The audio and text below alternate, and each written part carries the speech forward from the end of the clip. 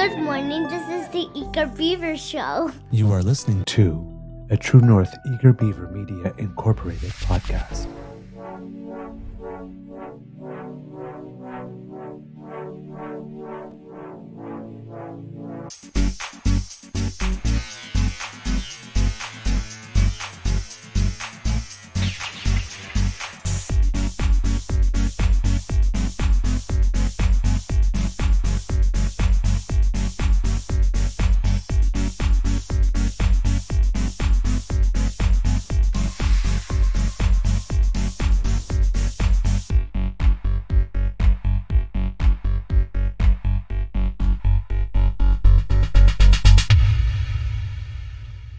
The True North Eager Beaver podcasts are proudly brought to you by our founding sponsors, the Misfit Mysteries from Corvid Moon Publishing, your source for science fiction, fantasy, and cozy mysteries featuring a broad diversity of characters, CanadianTarot.com, your uniquely Canadian online eclectic tarot community, and the Peppermaster, hot pepper sauces made from farm-fresh ingredients to thrill your taste buds and expand your mind.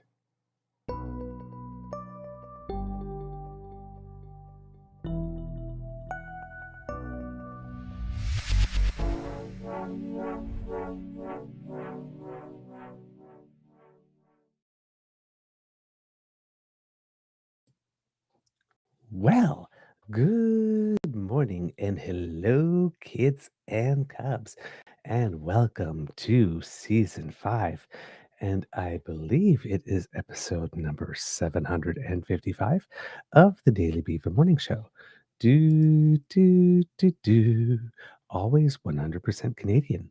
Today, recording day is Tuesday, October 7th, 2025. And right now, it was a very nice morning here at the Beaver Lodge. I was outside a little bit, getting a morning breath of fresh air before doing the show.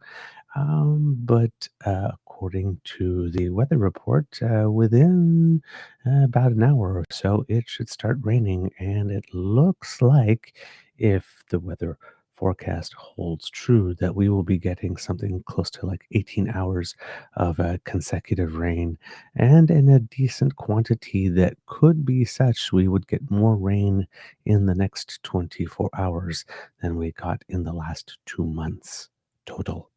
Uh, yeah, the ground is really thirsty. We got less than 10 millimeters in September. There still hasn't been 1 month all this year where we've got more than the average monthly. So it's really terrible here how little rain we've got. It's not showing too much, but I swear if we had to sell multiple summers like this, it would be pretty bad. But like during the summer, there was a whole month where the grass was just yellow and crunchy. The raspberries were not happy at all. They didn't really take. Just given that there wasn't enough water. The peppers never grew. There was not enough water. The corn didn't grow. Not enough water. So, especially just for like a little, hobby garden. So yeah, it's been the lack of rain has been concerning. So even though today is a potential tennis day for yours truly, because I don't have any rehearsals today. It's going to be rain, but I'm actually welcoming it, and I won't be so sad because even though it could be a tennis day, it is going to be a curling day for yours truly. The curling season starts officially on Thursday night, and we have a little opportunity to have practice ice. And I bought some new curling shoes last year at the end of the season that I haven't had a chance to try on. So I'm definitely going to give those a little test today. So I'm going to be meeting most of the members of my Monday mornings seniors club. Well, Monday mornings, Monday daytime seniors club. And we're going to get a practice in together. Great group of guys. Love them very much. And I very much enjoy playing with them. So it'll be our third year together as a unit. We keep on asking at the end of the year, at the beginning of the next year. So we get in the gang all together, and I'm usually the first to answer, well, I like all you guys. So we're improving year after year. So why not? So, and then everybody goes, yeah, I think I'll do that too. Or someone makes some like snarky little remark, oh, I guess I'm stuck with you guys or something. So yeah, it's going to be nice to see them again. I very much enjoy their company. And all right, let's see what else. So yeah, possible rain, but hey, that's okay. We need it. Um, I'm your host, the eager beaver, pronouns he, him, hey, Mr. Beaver. Hey, I just started chatting right away. And not with me, as usual, is my good friend, Mr. Grizzly. A big thank you goes to our podcast founding sponsors, the Pepper Master, the Miss P Mysteries from Corvin Moon Publishing, and Psychic Tarot.ca. And thanks, by the way, to all the kits and cubs who have had some positive things to say or constructive things to say about my latest appearance on the O Show with the Lady Laura. We got a little deeper than we normally get on that one. Um, but it's always a wonderful experience. It took a turn. It's a little different than the normal shows because we talk about. I mean, it's all serious stuff, but there's we go to certain places that have to do with interpersonal relationships and um, the sense of alarm that we are seeing when we are looking down south. It's more than just political strategy and comms and on this particular episode, but it's always a fun time to spend time in the company of the Lady Laura. So I thank her, and to all of you who saw it and gave positive compliments, thank you. Really appreciate it. Um, how's your mental health doing today, kids? Mine is doing very well. I got enough sleep last night. It was aided by a nap that I had mid afternoon, which is why it took me a couple of extra minutes today because I didn't have as much time yesterday to fully prepare the last little bits of the show as I wanted to. So I needed an extra 15 minutes this morning. I really did need the nap yesterday. I think I slept for 2 hours in the afternoon. But it had me fresh for rehearsal. Well, fresh for rehearsal. I was a little groggy at first because, when you wake up from a nap, it takes a little while to reconnect with the world. But fresh for rehearsal. And then I was able to get back last night and up a little later than normal. But because I had that nap, I had a little extra energy and I was able to prepare most of the show. But I started to fade. So as soon as I started to fade, I went to bed and I slept all the way through, which is absolutely fantastic. So I am feeling good, but most of all, kids and cubs. And if you've been following the socials, you know this. Yesterday, I mentioned that I was a little bummed out because I had lost a shoulder bag on the bus, and I was hoping that someone would return it. Well, turns out, kids and cubs, that after the show, I did get a call from the local transit service, and they told me that they did indeed have my bag. And I went and I picked it up, and absolutely everything was in it. So to the person who found it and returned it to the bus driver, completely 100% intact, thank you, thank you, thank you. You are an angel. And again, faith in humanity, not restored because I had it, confirmed. So thank you, wonderful stranger. Um, it it means a lot. Let's just say I had a big sigh of relief when it was found, and then when I went and I saw that everything was in it, it was just like, oh my god, there just there are still decent people left out there. So please, if you're having a little moment of darkness, uh, have faith. Have faith. Some words of wisdom a little early today. All right. So yes, see, there you go, kid. Go. That's fantastic. Yep, still some good people in the world. Indeed, indeed. Living in a smaller city might help with that. It's less anonymous and all that kind of stuff. So, here where we live, when people get off the bus, they yell thank you to the bus driver in front, which I think is a lovely little thing that happens here. So it's maybe because it's smaller and intimate. When bigger, anonymous, a little more dog eat dog city, that might be less likely to happen. I don't know if it's less likely to happen. There are good people everywhere. It doesn't really matter. So, but yeah, just really, really, really happy that there are good people, especially because those who've been following the show for a little while. I was a little, you know, upset by it because in August I believe I had gotten pickpocketed. I don't know for sure because you never know if you've been pickpocketed, but it's, I walked 4 blocks to a McDonald's while I was in Quebec City for vacation to buy a sundae on a very, very, very hot day. And I sat down there and I ate it. And by the time I got home and walked the other 4 blocks, the wallet was gone, just gone. So, yeah, I don't know, exactly how, when, why, um, but I had it and it was with me and it was in my possession, and then it just magically vanished between the time I paid for the Sunday and the time I ate it and got home. So, yeah, it's, so I it was like thinking like, "Oh my god, twice in like a month and a half, really?" So, it did make the day a whole lot easier once I heard that it was found. So, I am, bouncy and happy and positive, kits and cubs, and I hope that you are too. Let's take a little quick look here at who has joined us today in the chat. We have Kit Elaine here saying, "Good morning, everyone." Kit Hyper T 007, Bom dia todos, parece chuva hoje, I think. He will tell me if I got that one right. And I have no idea whatsoever what the last 3 words would mean there. We have Kit Mohan here. Good morning to you and to family. Kit Lori Sue. Is Canada Thanksgiving? Is Canada? Yeah. Well, it's this coming weekend. Is it? Yeah, 7th. Yeah, yeah. This coming weekend. So yeah, we're having people over. So it's yeah, it's coming up. It always coincides with your Columbus Day, I believe, if I'm not mistaken.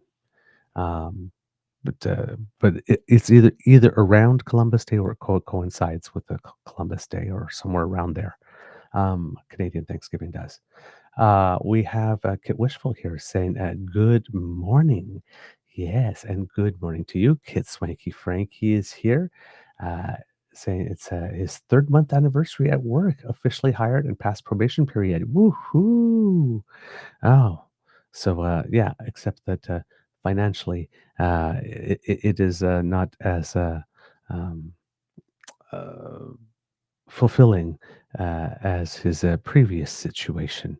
But hopefully, after probational period, there will come some raises and stuff, and then that will help with that. Hopefully. But congratulations, 3 months after off the probational period. Well done, sir. Kit PNC Bio is in the chat as well. Kit Mayhem is here, smiling and waving. Good day to you. Kit Uncovers with us, saying good morning. Kit Grace is here as well. Kit Linda M is here. Good morning to all of you. Kit Bucky is here. Good morning to you, sir, and thank you. And I got your email, by the way. I will be following up. I'm just a little busy these days, but I will be following up. And thank you, by the way, sir. Kit Jenny is with us here, saying that it's rainy and dark in Whitby, but we needed the rain. Exactly. So then hopefully it hits here too, because we definitely need it. Who else do we have here in the chat? We have oops, something just skipped on me here. We have Miss with us. We have Kit Tom with us. Good morning to both of you. Kit Tavi G is with us as well. Kit Toronto Dan is with us, fresh off his work on that by-election in Ward 25, if I'm not mistaken. So thank you for all you've done to help with democracy, good sir. And I hope that good things fall your way as a result of your efforts. We have Kit Katie Canuck with us saying, "Good morning, everyone. I think it's been a while since we've seen you in the chat. It's lovely that you're here. Thank you for coming this morning." We have, let's see, who else do we have in the chat? That is everyone. Katie Canuck slides across the plate for the final good morning through the magic monitor today. and it is lovely to have all the kits and cups. Speaking of sliding across the plate, I'm just going to take a little look here and see is today that yes it is today's the day 8 p.m. Our time Eastern, game 3 New York Yankees Toronto Blue Jays. So for those of you who are on the bandwagon, there's going to be some fun tonight. All right, and lots to cheer for. Let's hope that the trend from the first two matches continues, and that we can make it quickies and move on to the next stage. Haha! Let's dream big. Let's dream big, Canada. We deserve good things. We deserve good things, and this year would be certainly a wonderful year for Canada to win the alleged World Series, being the only thing about the alleged World Series that makes it somewhat worldly.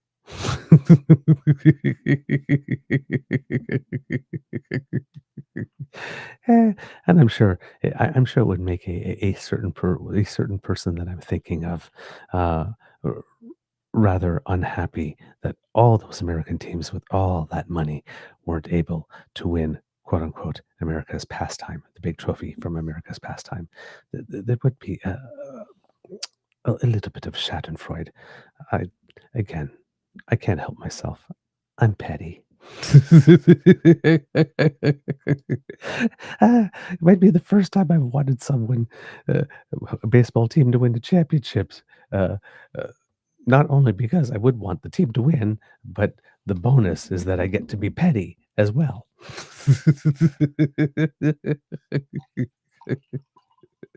Ah, kids and cubs, sometimes I'm a terrible influence. Don't always be like me. All right, now that we've got some moisture in the cup, let's get on with the show. Uh, Kits and Cubs. Oh yeah, we have Kit Linda MC and the key speed camera story with Doug Ford. Yeah. Hopefully we'll have some time to get to that today. That's yeah, really interesting. Yeah. I was going to say, you know what? Start with. I was going to say, you know what? Let's start with it and have some fun since we're having fun already. But I don't have the story drawn up, and you would have to watch me search for it.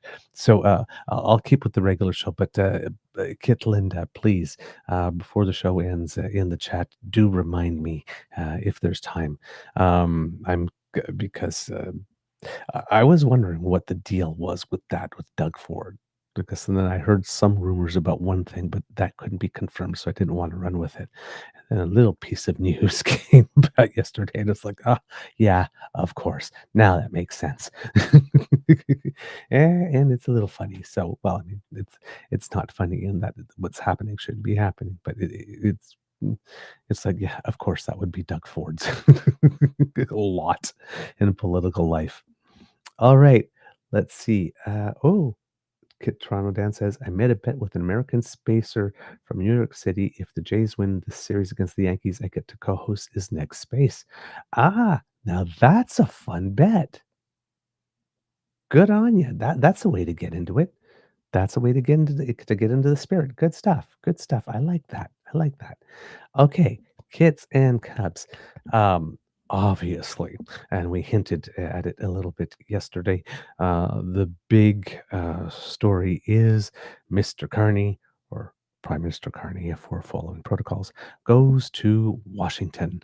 I was going to use that as the title of the show yesterday, and I thought, well, since we're not going to really talk about it a lot yesterday, we'll talk about it more today.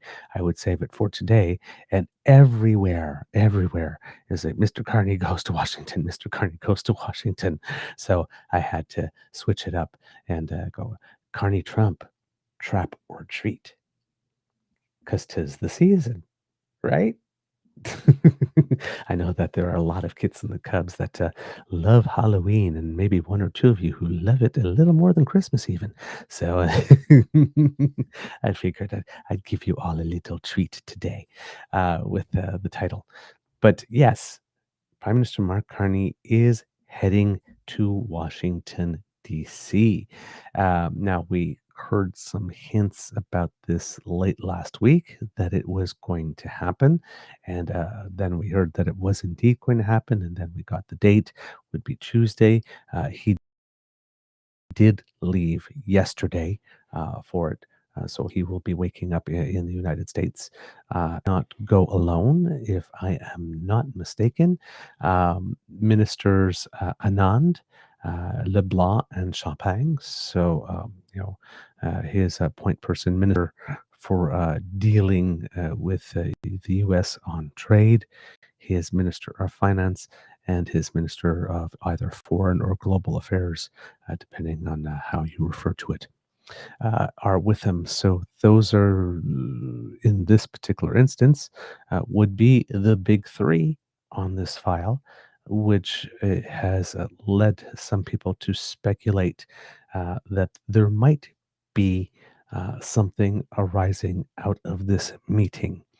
Um, Expectation setting has been interesting for this. The tempering of expectations started to happen more yesterday and the day before, rather than the day that it became public that the meeting was announced, which did leave the door open for Pierre to pull a stunt, which we will get into at some point on the show as well. Not that Pierre wouldn't have pulled the stunt had the window not been open, I am pretty sure. But however, it created a small vacuum and it let him fill the space and drive the narrative, which isn't the best thing. And that's something on liberal communications that they really should improve upon, because they leave that door open a lot. Either they're not connecting, visibly connecting the dots, or making an announcement that something is happening, and then just letting that announcement stand and not having anything else too much behind it in order to either set expectations, or to propose an initial frame uh, by which this should be discussed. And that's one of the things that Pierre is very good at, is at putting a frame on something and then setting the terms on which the discussion is going to be had. And it would be, I think, the prime minister. Again, it might be a boardroom thing, because in a boardroom you need to say things once, and somebody notes it down, takes minutes, and everybody agrees, or if there's a vote, and people start working on it. But for the court of public opinion, the rules are a little different. Let's just put it that way. Saying it once is sometimes not enough, or just saying it doesn't necessarily make it obvious to everyone else what all the connecting dots are. And just saying it isn't the frame, right? It's you have to say it, and why does it matter, and why should I care? Really, those two things have to be there. And okay, well, and in these days in politics, well, what can we expect as well? Um, so it would seem that, according to anonymous sources, CBC News and Radio Canada is reporting that Trump extended the invitation to Carney. It started with an informal verbal invitation when the leaders met in New York City on the sidelines of the UN General Assembly in September. Follow-up conversations between Canada and the US teams formalized the date for Tuesday. Sources see the moment as an opportunity for Trump to improve Carney to improve his relationship with Trump after a tumultuous summer. Trade deadlines passed without new agreements. New tariffs have been imposed on Canada, and there have been difficult moments in the relationship, including Trump's outrage over Canada's digital services tax. So that's according to sources here, from CBC News and Radio Canada, as brought to us via iPolitics here today. But this is Katie Simpson herself from CBC that's describing the summer as having been a little more tumultuous in her reporting here. Um, uh, The media are not naming the sources, of course, as they are not authorized to speak publicly about sensitive matters. Um, let's see what else. Uh, we can hear. While the sources all characterize the ongoing trade talks between Canada and the US as positive, there remains a nervousness that comes with Trump related events, given how unpredictable the president had proven to be, and hence the title to the show. Typically, this nature would include the announcement of finalized agreements or plans, but we know with Trump that's not necessarily the case, right? They just had a big leader to leader summit with Putin in Alaska, and there was no real finalized agreements or plans that came out of that. Right. So again, the normal things that we can expect for these types of meetings don't normally happen, and the amount of preparation that usually goes into these types of meetings don't always happen either.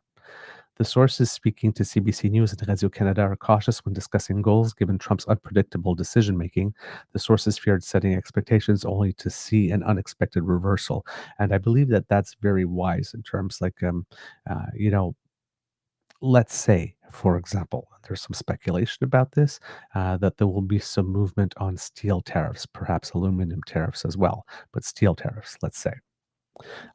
If the federal government had announced on Friday we're going there because we made some progress on steel tariffs, and maybe we'll have something to announce on that, we hope. And then Trump hears that, has a bad week, and says, hey, you know what? Since he already made it public that we're going to be talking about steel tariffs, let's fuck him over not to do that, right? So, uh, probably saying as little as possible pre-meetings is not a bad idea.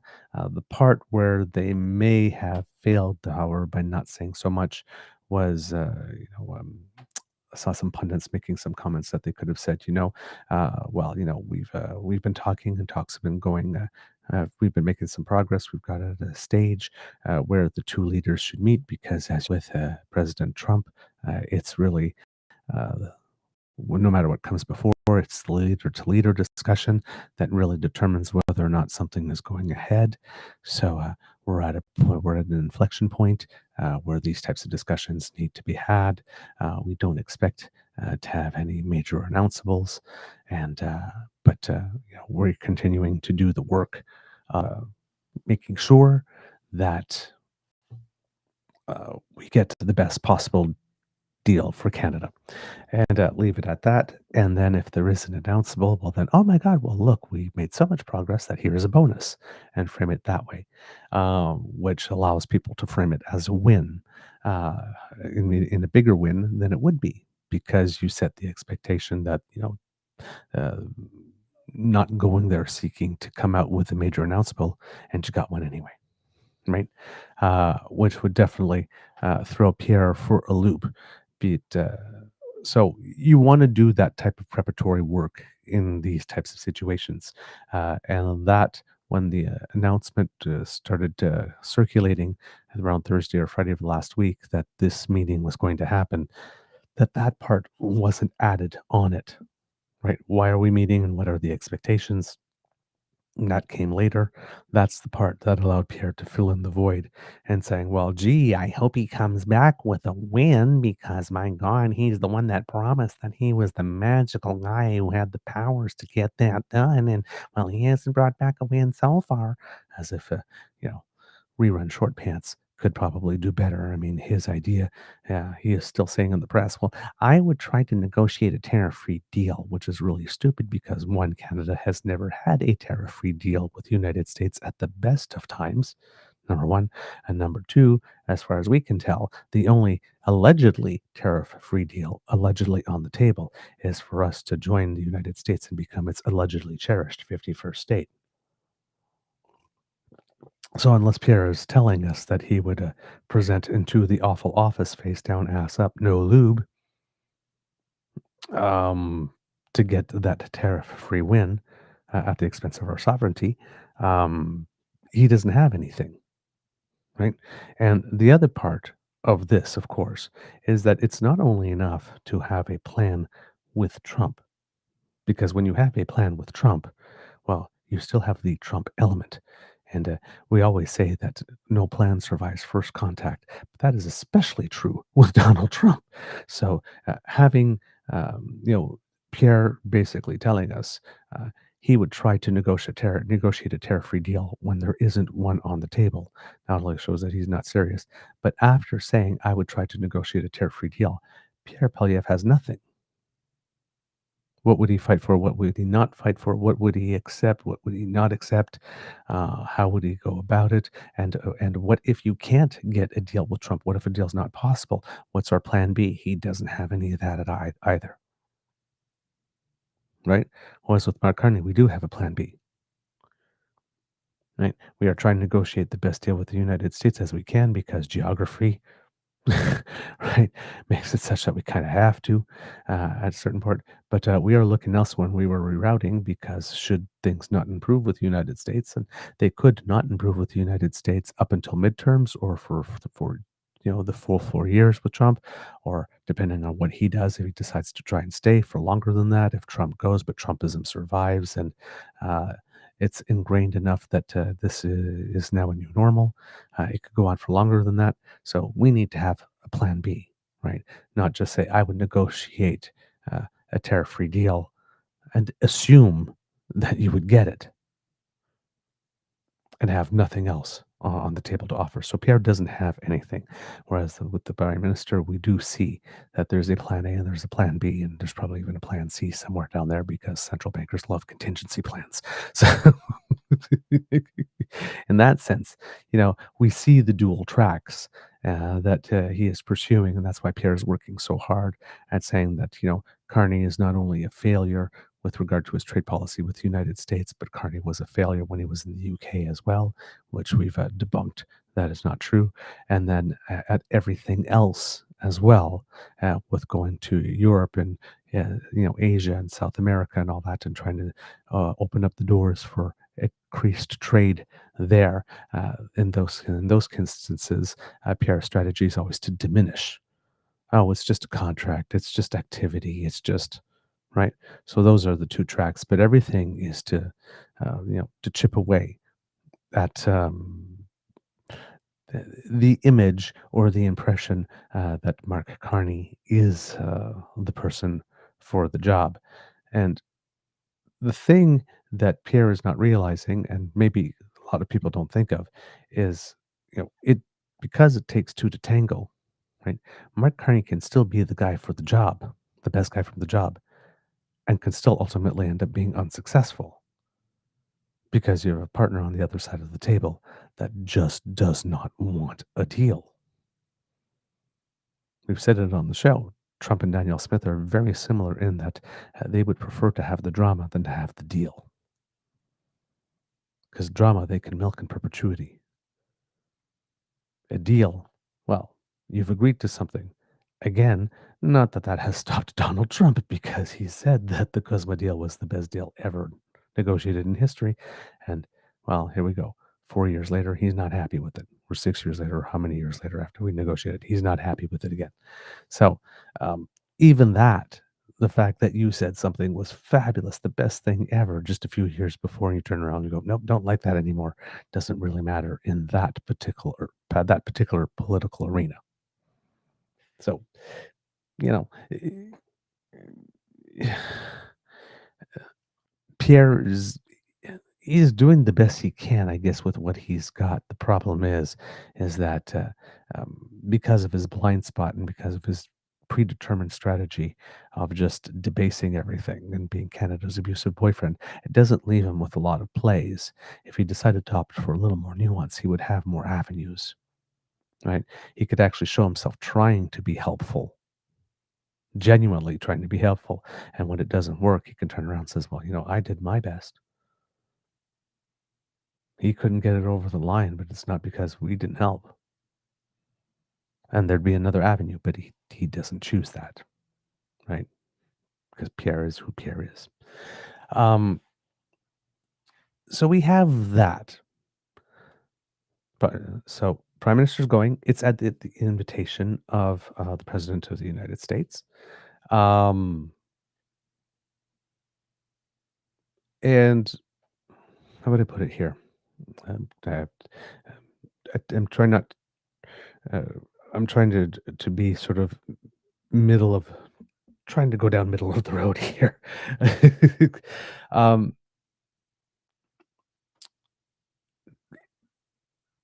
To be fair to Pierre and the Conservatives, I can't believe I said that, um, it certainly would be helpful for Prime Minister Carney if there was something that came out of it that he could point to. On the show, we do mention that the concessions that it seems that we have made, digital service tax, um, a lot of people look at it as a concession. Was it really, given that there's still another backdoor way to get it through work with the EU in a couple of years? Because there's a push for this, but with a whole bunch of countries together, we had just preempted that by going faster with our digital services tax proposal. But with that, and it's a tax that the conservatives didn't really like anyway, so I don't know why they're looking at it as a concession, given they would have gotten rid of it too. But there was that, and then there was the removal of some counter tariffs, um, and then there was the fact that we did go to 5% on NATO, but as we said on the show, so did all the other NATO countries. So it's not, it's kind of hard to frame that as Canada having caved to the United States, given that the entire alliance did as well. And there is a portion of that, let's be honest, it's not the first thing that everybody's saying when they're going to the mics and the camera, but one of the NATO alliance partners at the time that they all agreed to be fed at 5% did not seem like they were all in on Article 5 and was given some of the other alliance members the impression that he might be much more on the side of Vladimir Putin than of NATO. So that 5%, Trump might want to flatter himself and thinking, I did that, that's because of me. And it may be because of you, but it may not be because you did it. Everybody around that table might have been having a lot of side discussions saying, if this guy goes rogue, we need to make sure that we are armed to the teeth. So let's say that 5%, we're doing that for him to make him look good, let him take the win. But we need to do that for us guys because this guy's a loose cannon. So that is reality. And again, geography, we live closest. There's a lot of us that are very, very uneasy now.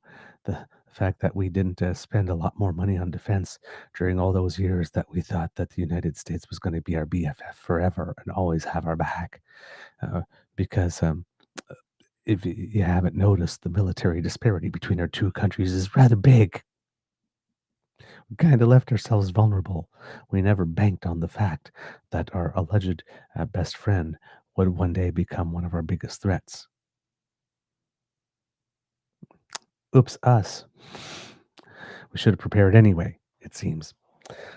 So, yeah, if we want to, the little bit that we can do to shore up our own defenses in case the United States decides it wants to Ukraine us, uh, are things we should be doing now, very quickly. You have to think about these things. You have to think about these things. The posture of the United States towards us is definitely not the same, and especially if you're looking at the media. Oh boy. Uh, now, um, there's a whole other context, and this is why I'm saying treat or trap here. Um, we've seen over the past few months signs that the United States is not happy with us. For example, we've seen Ambassador Hoekstra or Ambassador Fuckface repeatedly tell us how we are disappointments.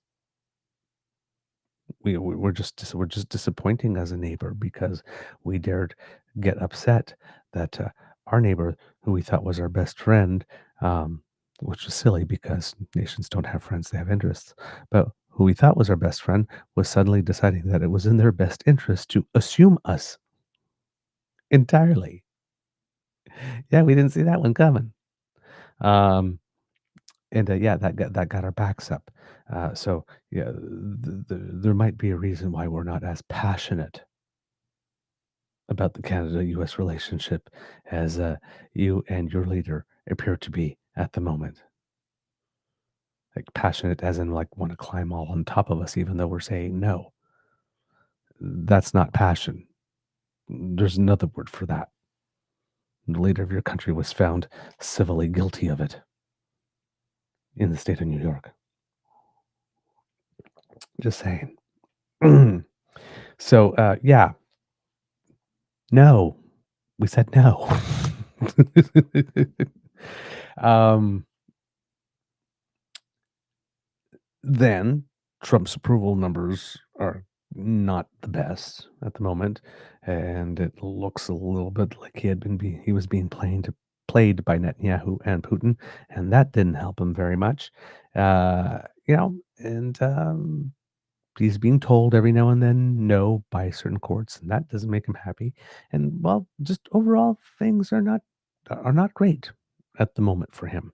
So when things are not great at the moment for him, and we see talk about Hoekstra telling us how we're a disappointment, and other people trying to create issues like there's a human smuggling problem that's coming from Canada, and they're still out there claiming that there's a fentanyl issue. And then we have a weird comb over, allegedly Christian music pastor, sort of agitator guy, traveling Canada on a cross country tour, claiming about how Canada is so terribly anti Christian. Um, Jamil Javani sort of picked up on that. But he had been doing that, working that beat himself before that, and then running to the United States to run and cry to Donald Trump how he was so persecuted in Canada. Um, you look at all those things together and you think, oh, okay, we watched what's happening in Ukraine. That's kind of how it started, isn't it? Making all those cases about all these people up in that other country who have traits in common to ours, and living under this terrible tyranny in Canada, and maybe we should liberate them. There's a little talk about that during the convoy as well, right? That kind of talk tends to make people nervous. So um, that has a lot of people wondering, oh, all of a sudden, all these things are going wrong. All of a sudden, we also decided to show that we had our own foreign policy by supporting, uh, announcing support for the Palestinian state pending certain conditions being met, and that didn't go over very well with the White House as well. So this is all that is happening, and Donald Trump gives Mark Carney a call and says, "Hey, why don't you come over for a visit?" Right? Much like when Donald Trump reached out to Justin Trudeau after he had been reelected and said, "Hey, why don't you come out to Mar-a-Lago for a visit?" And Justin Trudeau did, and everybody was assuming, well, gee, he's the first leader of the G7 to get the newly elected president's ear. He must be in. And then soon after that, we started getting the governor talk. Right? Was a setup. Was a trap. Donald Trump used the opportunity to say, I told him to come, and he came on his hands and knees, and then, and then look what I did to him. And then we've seen him try that, uh, a little bolder versions with President Volodymyr Zelensky, who appears to have survived it, and South African President Cyril Ramaphosa, who doesn't appear to have been too damaged by it. Um, and then Mark Carney had his first visit to the United States, and we were all holding our breath. And it went better than anybody could expect. And then Trump came to the G7, and we were all holding our breath. And Trump was rambling a little bit, and Mark Carney did a little stick save to stop the president from embarrassing himself a whole lot more, and that a little press opportunity from going off the rails. And then Trump left a day early, but only had nice things to say about Canada. Still has nice things to say about the prime minister. Last we checked, is a good guy. Apparently, they have a nice texting relationship. So, while the relationship appears to be till now between them two to be positive, which could be a sign that we would build a little hope on for something to be good coming out of this meeting. But then again, it's Trump. We don't know. We never know because it's Trump. We just never know. Um, so, or so it could be a trap because we are his favorite punching bag, and this creates, you know, we have been naughty boys and naughty girls standing up on Palestine. Could be time for a talking to, being put in our place, or, or, in what would be a twist for relationships between Trump and Canada, because Trump usually likes to punch us right in the teeth. Could be that with all those things going wrong, he needs a win to point to. And he could be having Prime Minister Carney over, and we'll have a little talks. And at some point, there will be an announcement that the one that's speculated that could be happening is a reduction of some kind on some sectoral tariffs, particularly on steel. I don't know if it would appeal to both steel and I don't know if it would apply, not appeal, to both steel and aluminum, but that could be an outcome, and if it is, it would be definitely something that the president of the United States could point to, saying, it's been the toughest one. Canada's has been tough. They're very tough, but we're making some progress, and it would certainly be convenient for Trump as well because, well, he's had a lot of people screaming at him uh, as the result of some of these tariffs and the steel and aluminium ones in particular with regards to automakers. But of course, Donald Trump has made some weird deals with certain other nations on autos that actually gives them a better advantage than American automakers. So he's got some stuff to untangle there. And then his thing that he did with the USAID and how it affected in China and how it affected soybean farmers. And now Trump is looking at a $10 billion bailout potentially to soybean farmers. Uh, right? There's some of the effects of his tariffs are starting to hit him.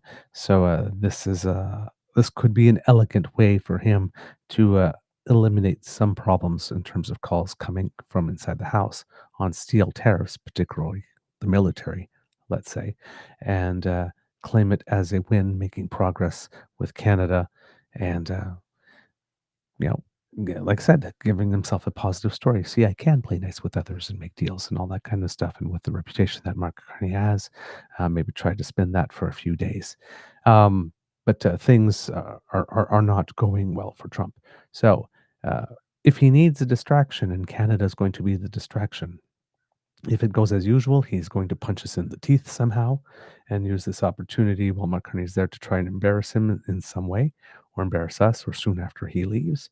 Or he's going to use Canada because he has a good personal relationship with Mark Carney as a distraction to try to do something that would actually be positive in some way for us, but that it would be positive for us, I think would probably be just a collateral benefit because everything about Trump's role is about Trump, and it would be about him giving himself something that he could point to as a win. And as a result of that, we have something good happen to us finally for a change in this relationship. It could be either or.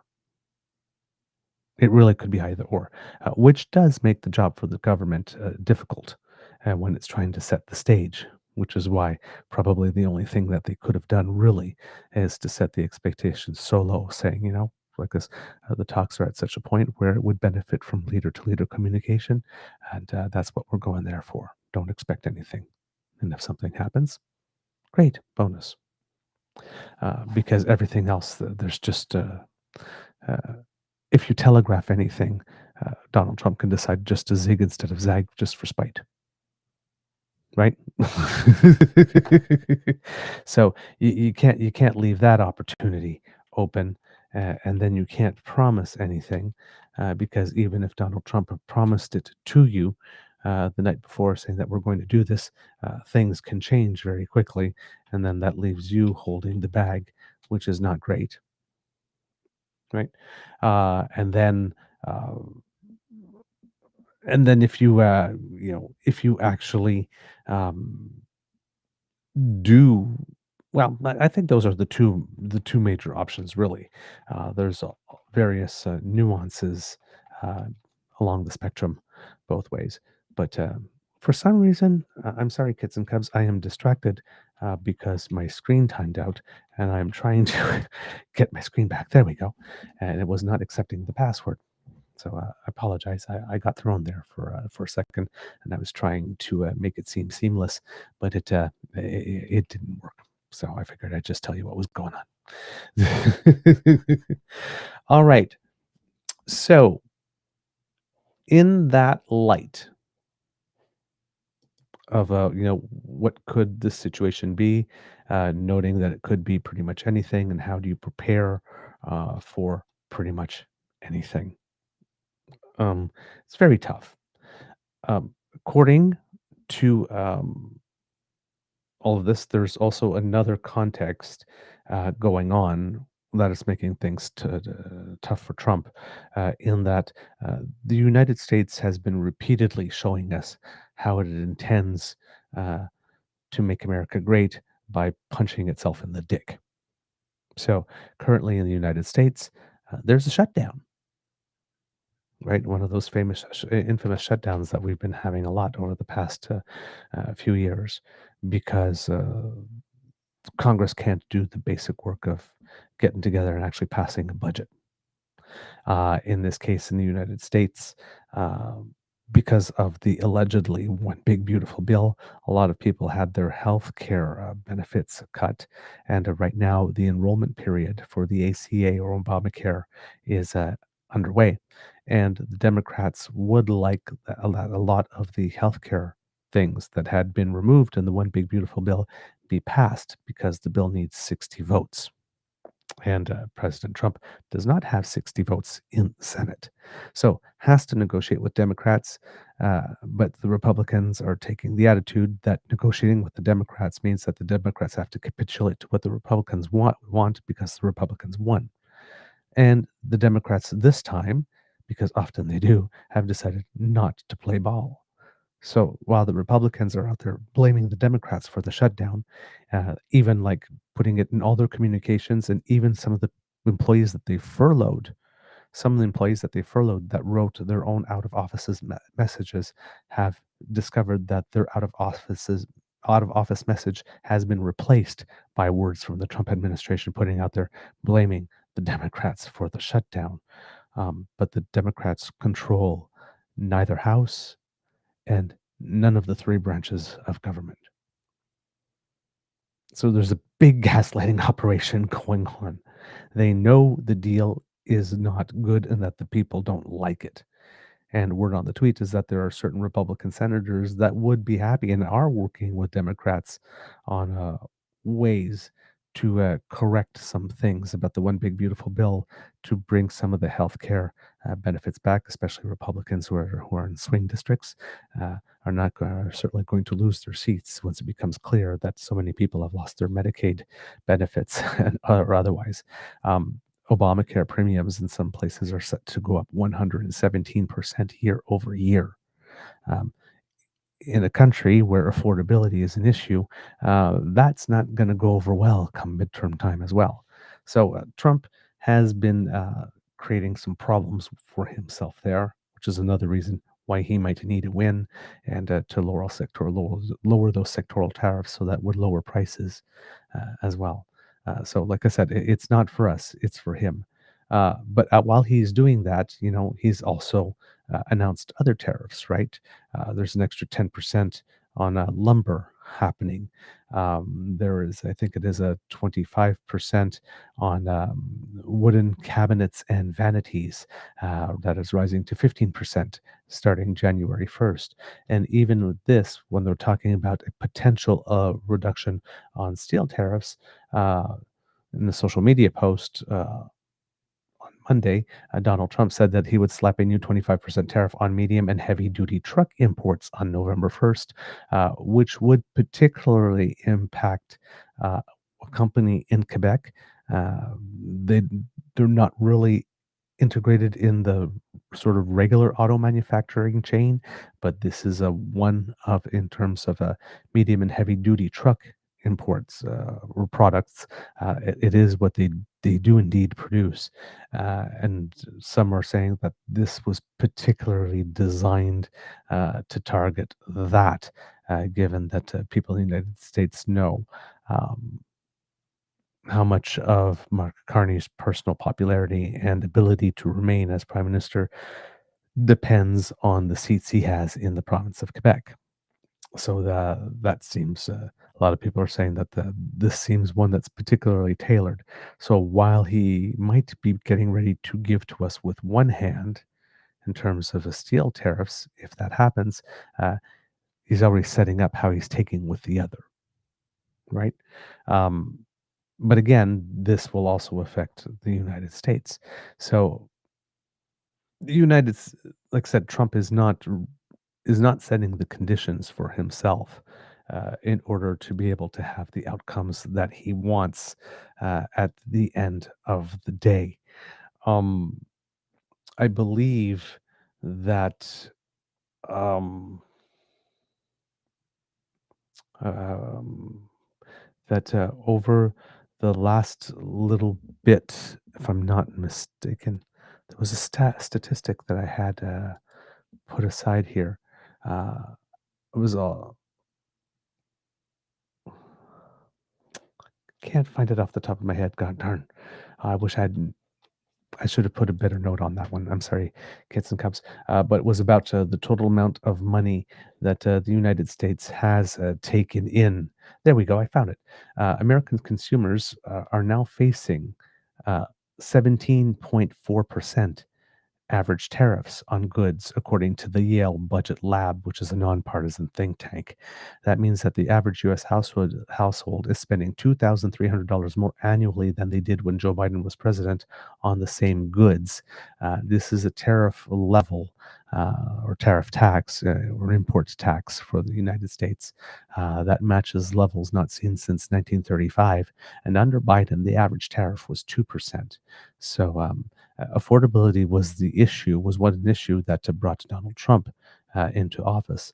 And while again, the average tariff, global tariff on all goods combined coming into the United States was 2% under Biden, it's now 17.4%. So that is a huge. If we were doing Pierre sort of numbers, uh, that's a it grew by 900% almost. 900% increase in the level of tariffs on goods that Americans are paying. So, but really, it's 17.4% total. Again, that's a large. That's like going from a 2%. If we had a 2% GST to a 17.4% GST in the space of 10 months, 10 or 9 months. So in that particular instance, you could see why, if you're punching yourself in the dick that way, that Donald Trump might want to alleviate some tariffs, uh, sectoral tariffs in certain areas, particularly those that are more ubiquitous with products that affect a large sector of the economy because that particular element finds itself in many, many, many products, which would be the case for steel or aluminum, for example, or lumber as well, right? Especially when you have a housing crisis, right? So uh, these are not they're not the best moves that the United States are making for itself, and but that was one of the things, right? You had to wait it out and start to see the pressure uh, hitting the United States. Also on not helping Trump is and it's a side issue, and it's not really one that's getting a lot of attention, but it could be a factor here. Um, Donald Trump uh, does not seem to be getting as positive coverage from Fox News uh, as he had been before.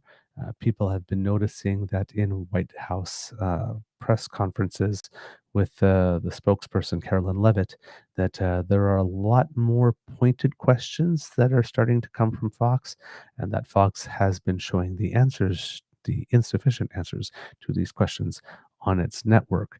It seems that there is a spat going on between Murdoch and Donald Trump in particular, and that part is not really new, but given that certain policies that he has put in place, as we've repeatedly said on the show, break the golden rule of particularly Republican politics, and that golden rule is don't fuck with very, very, very, very rich people's money.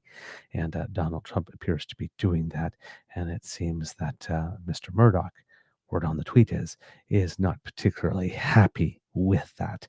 And that explains a little bit of the change of the tone of the coverage for Donald Trump on Fox News.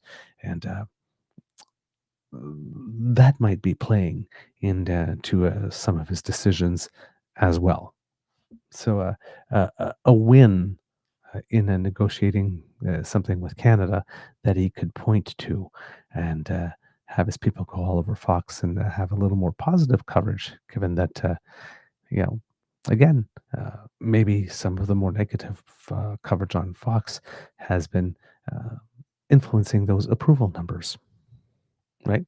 And another thing that we've said on the show is in the United States of America, while Fox News is not particularly all that great at the news part, well, actually, I should correct that. The 1 hour of actual news that they do, they are decent at it, but the rest is opinion. But the one thing that Fox does do very, very, very well and has a great reputation is public opinion polling. Right. Fox was the first decision desk in the first election that Trump allegedly won to have declared Arizona not in Trump's camp. And that did not make Trump very happy. And we had all the lawsuits and all that kind of stuff and the audits. And it turns out that Fox had been right the entire time with that. So one of the things about Fox that you can look to with a certain level of confidence is its public opinion polling unit. And so, yeah, if the numbers are not great there, that might be another reason that Donald Trump might be looking for a win on this file. So, yeah, big things coming up here with the United States. It's definitely going to be a critical day, no matter what eventually emerges from it. For you on this subject, kits and cubs, have a couple of clips. Hopefully, they will play well this morning. The first one is of former Ambassador David McNaughton, um, former ambassador to the United States, David McNaughton. When he's talking about he gave an interview and was talking about expectations there, and I've related some of that stuff in the sort of setup discussion here. But in it, he also talks near the end about the need for patience, which is something that Pierre Poilievre doesn't have much of. As we mentioned on a previous show, right? When you don't really have anything to attack a government, one of the things that is usually a safe one is to say, not fast enough. You're not doing it fast enough. You're taking too much time, which is where Pierre pretty much is at the moment, which directly is opposite to the need, exactly the opposite thing that you need if you're in a situation that requires patience. And here, the former ambassador makes the case for why it is that patience, rather than Pierre's fetish for expediency, might be the better option to follow. So here we go, kids and cubs. Former ambassador of Canada to the United States, David McNaughton. Deal with Donald Trump. He's being criticized by the Conservatives, saying your promise to win was the win. But, you know, since he was elected, steel and aluminum tariffs have doubled. There's more tariffs coming on next week on lumber. So I know these things take time, but how should Canadians view this on the outside when the tariff rates seem to be going in the wrong direction rather than in the right direction 6 months in? Well, I think if we were the only country in the world that was getting hit by this, then I think, we'd be, we'd have justification for being concerned. Reality is that many of the goods that are covered by the USMCA, CUSMA, whatever, are actually still flowing and getting in tariff-free, and we've got an advantageous situation. Now, if you're a steel worker, that doesn't help.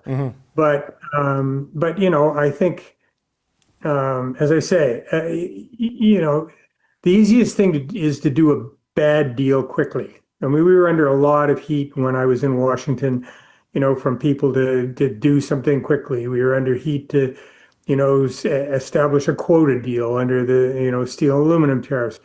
We resisted it and ended up getting a better deal on both. And so I think, as I say, if you're a steel worker or you're in the auto sector and everything else, I can fully appreciate and if you're in the opposition, of course, you're going to try and, say whatever you're going to say to make the prime minister look bad. But I think it's always easy. It's always easy to do a bad deal. You just shouldn't do it.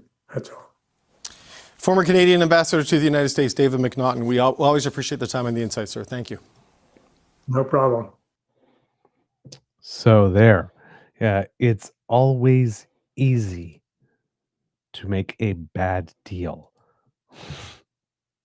That is for expediency. We'll definitely do that. So yes, making the case for patience. And like I said, in this particular instance, when we kind of became clear to us that Trump doesn't necessarily want a deal because he prefers the drama, our strategy had to change and definitely arcing more towards patience than expediency was definitely the move that was required at this particular time. Now, in another interview that the ambassador gave, I think this time with CTV, he's mentioning another aspect of the negotiations and what to say, a potential point of leverage that we have the United States that I hadn't necessarily thought of myself. But once the ambassador said it, it did make a lot of sense to me. So this is with regard, because we're talking about the economics, but it's economics and security. And this point here, I think it's in the latter half of the response, contains a sort of what I say in French, la question qui tue, or the question that kills. And it has to do with our links on defense and security. And I just thought that this was an interesting angle. Again, that's not getting necessarily a lot of press. So here we're going to set this up for you here. And there we go. That is the ambassador. And here's his thoughts. Those tariffs are being imposed under Section 232, which says that imports of steel, aluminum, and I guess the lumber also are a national security threat to the United States. I think that in order to deal with that, we need to actually have a serious discussion with the president about defense and security, not just about military spending, although that's really important, but also about things like critical minerals, which Canada has lots of. And I know the United States has been exploring taking positions in companies that have got critical minerals. We need to find a way to get our critical minerals to market and hopefully to the United States as quickly as possible. But there's lots to be discussed around defense and security. And I think the quid pro quo for, a meaningful and quick uptick in our spending with the Americans and defense spending is to have the 232 tariffs either removed or substantially reduced. I mean, you can't as a Canadian say, okay, we're going to spend a heck of a lot. We're going to spend billions more on defense, a lot of it with American companies, and still have the Americans saying we're a national security threat. That doesn't add up. So I think there's a lot to be discussed there, and that's where I think the discussion should focus. It reminds me about. So there you go, kits and cubs. Sorry that the audio wasn't the best. That was from the ambassador's side on the broadcast. But in that final bit there, um, given that we are about to boost our defense spending from 1.34% to 5% of GDP, and given that up until now we spend 75 cents of every dollar in the United States might have been making some crude calculations saying, well, if they spend 75% of that extra 3.5 billion here, that's this much dollars for us, cha-ching, cha-ching. And it seems that may not be inclined on doing that exactly as the plan as the United States would like it to go.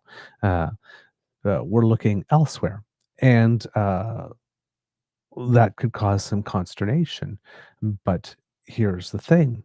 Um, if you want us to buy more military equipment from you and be involved in your golden dome and have this closer security and defense relationship with you, um, how do we exactly do that with you when you say that we are a national security threat to you with regard to lumber and steel and aluminum? The steel and aluminum that you would need to build a lot of these military um, equipment that you would like to possess or think that you need. We can't both be a national security threat and a partner in the Golden Dome at the same time. We have to be one or the other. Either we're a threat or we're not. But you can't really expect us to sign a deal with you for greater, uh, more and more defense contracts, or to keep on giving you 75% of our defense dollars and participate in a golden dome with you if we are at the same time a national security threat. We don't know how to take that. You're going to have to come back with some clarity on that for us before we sign. Thank you. That's a question that kills, right? Why do you want a defense partnership with someone who's a national security threat? Make that make sense to me, and maybe we can talk. It's an interesting card. It's an interesting card to be played, indeed. All right. Let's see what else we have on that front. There was a great another discussion on CPAC yesterday with two political strategists, Stevie O'Brien and Jordan I'm going to say Paquette, or it could be Paquette, I guess. Again, I'm not sure how they pronounce their last names. And yesterday's experience showed me that I can't necessarily rely on the announcers to actually have it. Um, but on this one, I think with regard to expectations and things of the like, uh, these strategists had two views on reality that are interesting. Of course, one more conservative, one more progressive.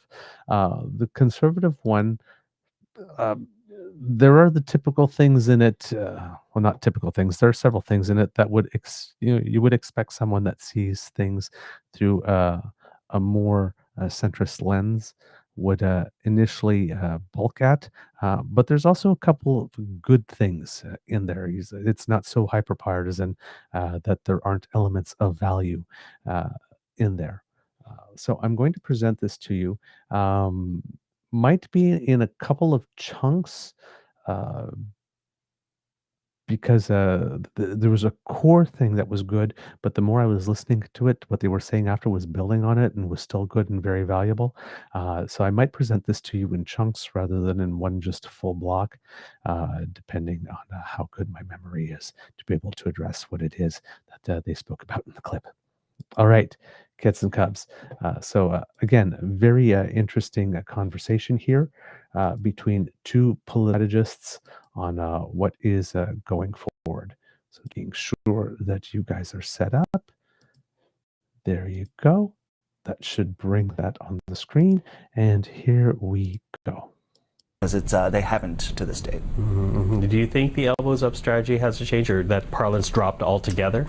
I think the elbows up was primarily in response to the 51st state rhetoric, which has largely died down. I know it sort of popped up again last week, but I think that was Canadians feeling very national pride and concern that there might be a threat to sovereignty. So I think that's where that primarily came from.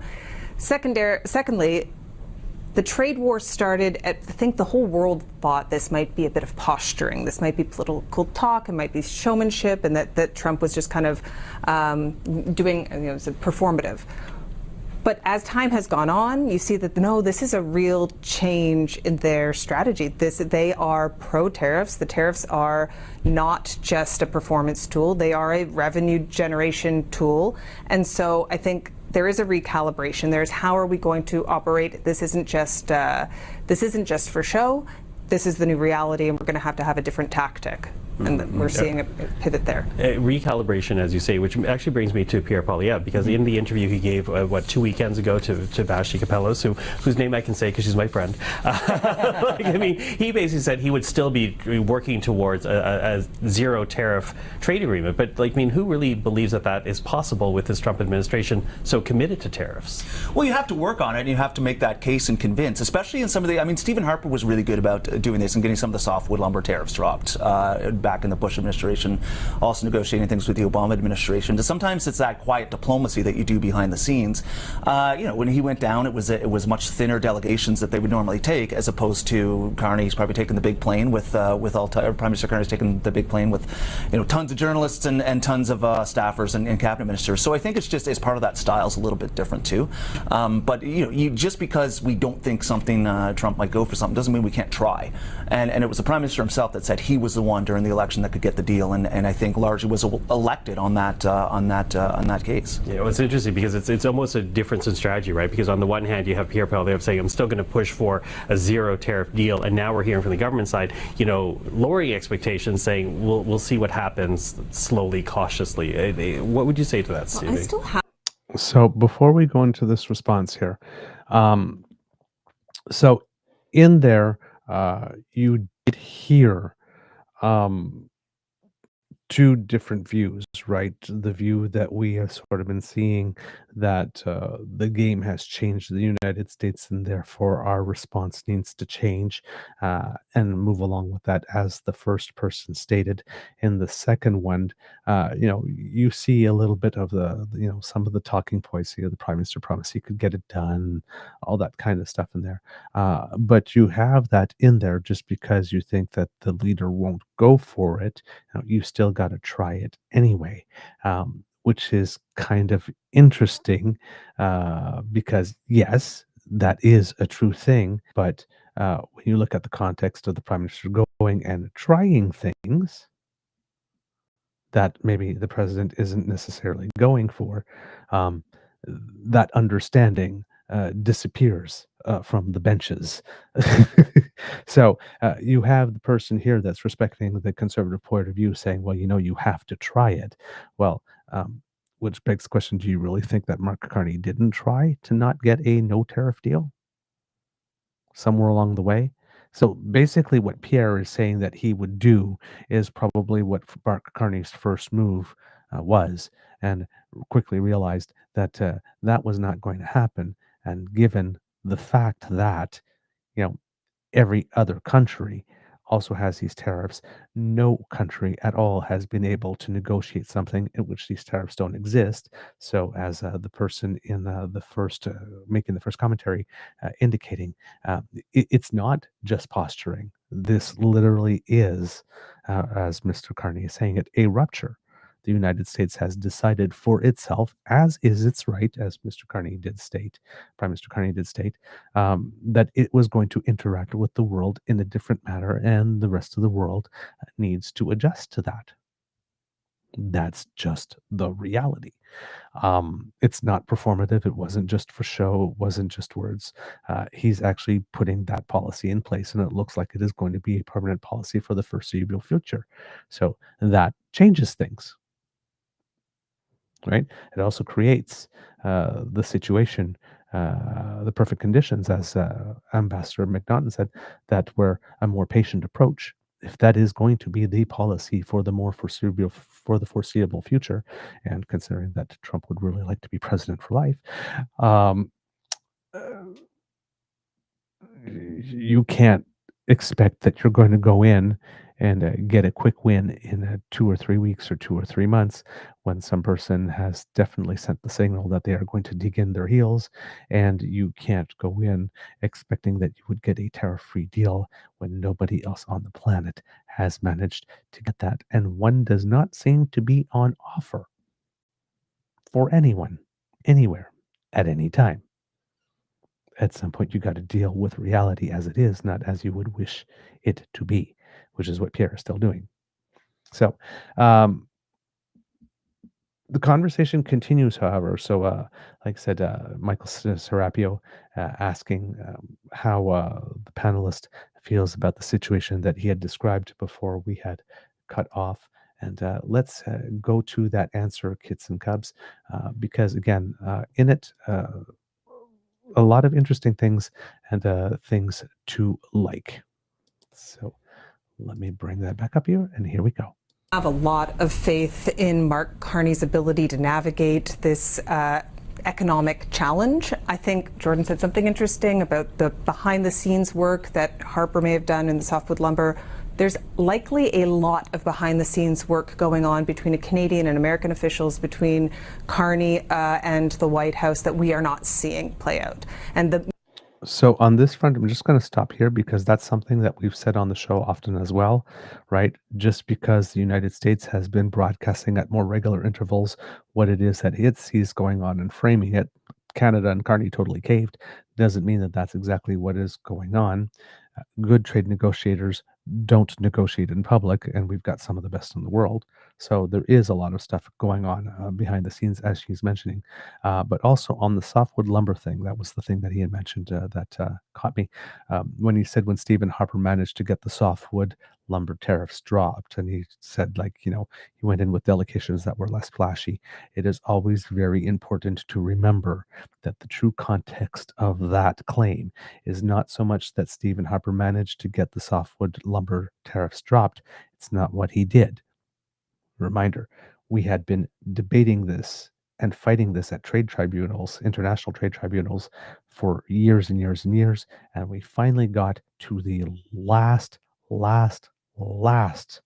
level of appeal. And we had argued the case, and everything had been argued, and we were just waiting on the verdict.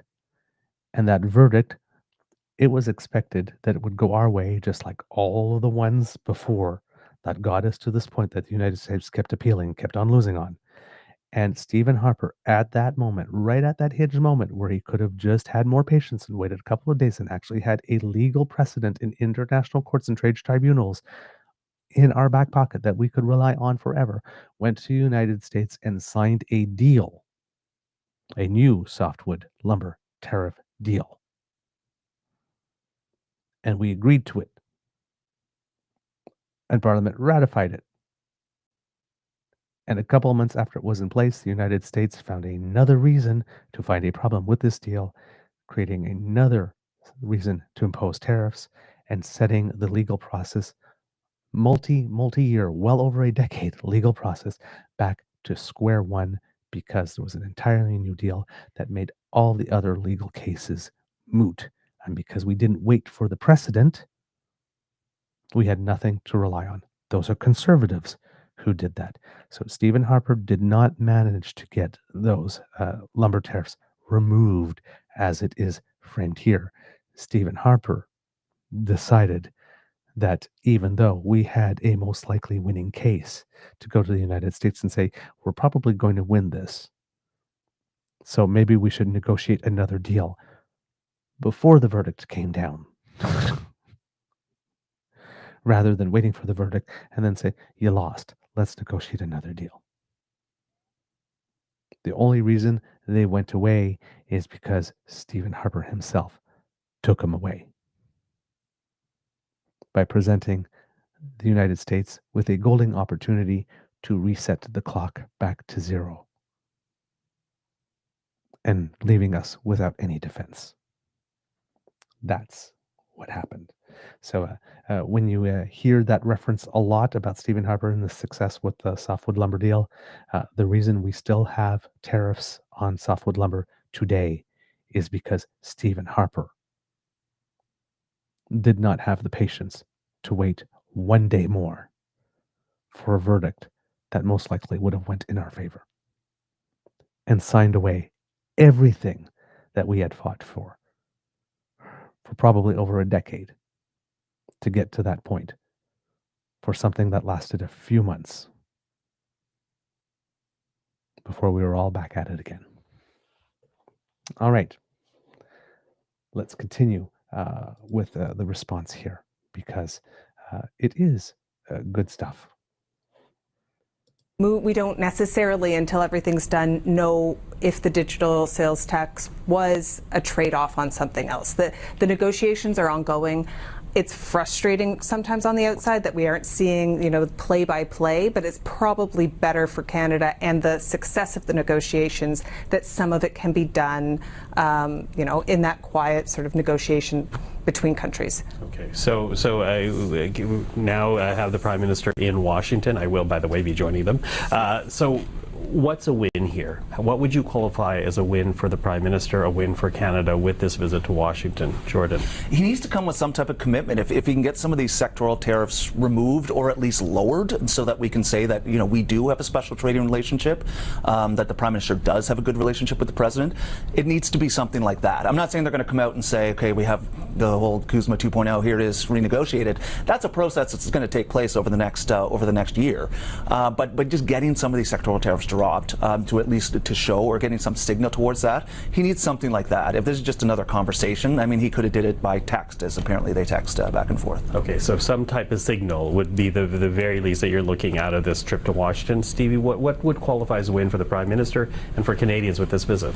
I think I agree with Jordan that it's probably more than a signal. It's an actual movement on one of the tariffs, whether it's sectoral or the fentanyl border tariffs, which I think might be an easier one. They're just applied to Canada. There has been no real justification to use these, and they're being challenged in court. So it might be an easy place for Trump to demonstrate that he's forced Canada to fix the border and he's addressing fentanyl. There might be a good domestic message for him there, and it might be a good domestic win for Carney. Mm-hmm. Jordan, if Carney is able to signal something like that, how bad is that for the Conservative Party, given this letter very public letter given by the Conservative leader today? I don't think it's still going to have to result in our prices actually going to be coming down at our grocery stores. Is this actually going to, affect the day-to-day lives of Canadians?